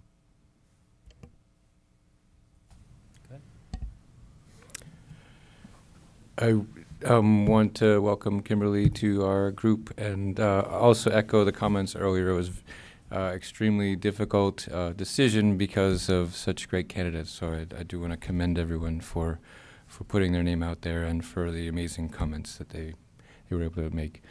As a member of Project Gettysburg Leon, I'd also like to remind everyone that the PGL auction is coming January 24th, and it is, as some say, the social event of the season. So I hope that you all think about attending. And that benefits our sister city relationship between Gettysburg and Leon, Nicaragua, which I visited in December. I was able to go there for 2 weeks. So if you have any questions about how things are in Nicaragua, I can let you know. Anyone else? I forgot one thing, sorry. Oh, okay. On January 19th, that is a Monday, Martin Luther King Jr. Day, at 6 p.m. at the chapel at Gettysburg College, they will have an evening of infinite hope. I encourage everyone to visit. It is open to the public. Do you want to add anything to that? I believe it's I'm going to say it wrong, but they've been doing it for, I think, 43 years. Yeah. Yeah. On campus. Yeah, I will say it's a point of contention that we don't have off for MLK Day at the college. Oh, I agree, yeah. So I know that they have started to do more activities. I know especially with the public policy department, and they're trying to build up more events and create a day of service. So this event we've always had, but hoping to have more attendance, and it would be great for the public to come and meet with the students and celebrate a very remarkable man and his legacy. And again, that is the 44th annual Martin Luther King Jr. celebration at the Gettysburg College campus. That is Monday, January 19th at Christ Chapel at Gettysburg College. In addition to that, on the Office of Diversity and Inclusion invites you to a special screening of Shirley, the film, and that will be presented at Gettysburg College's Majestic Theater on Saturday, January 24th at 11 a.m. It's free and open to the public. I would assume they still need to contact the Majestic to get a ticket for that free event. Just to be sure you get a seat. Talk about that later. Okay. Anyway, looking forward to seeing everybody at all of our community events. Thank you. All right. Any other elected officials' comments? All right, that's going to take us to our second public comment section of the evening. This section is not restricted to items on the agenda. You can speak on any topic. We do ask that you use the podium, state your name and address of residence, and do try to limit yourself to 5 minutes. Hello, everyone. Nicholas Redmond, 138 Ridge Avenue. I'd like to comment on the traffic lights in town. About like a year or maybe 2 years ago, they switched, and they no longer have the walk signal like automatically when the light turns green.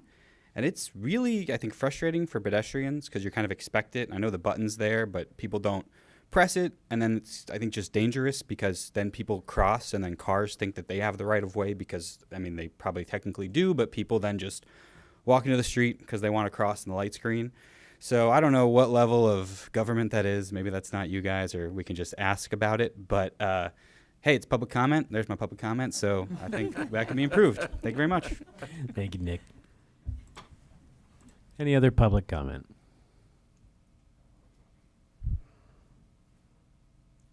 One thing I wanted to mention is I don't know if I read it wrong, but I don't know how soon you guys are working on the sidewalks. I walk them every day, and people are winding up in the hospital getting hurt, babies. Hopefully it's addressed soon, and something's going to be done other than just some shaving. There's spots out there that I've even hurt my ankle a little bit. And yes, I can't stress enough, please readdress that changing the parking meter times to help increase your budget. It's a win-win. Thank you. Thank you, sir. Any other public comment? Last chance. Seeing none, we will adjourn to executive session.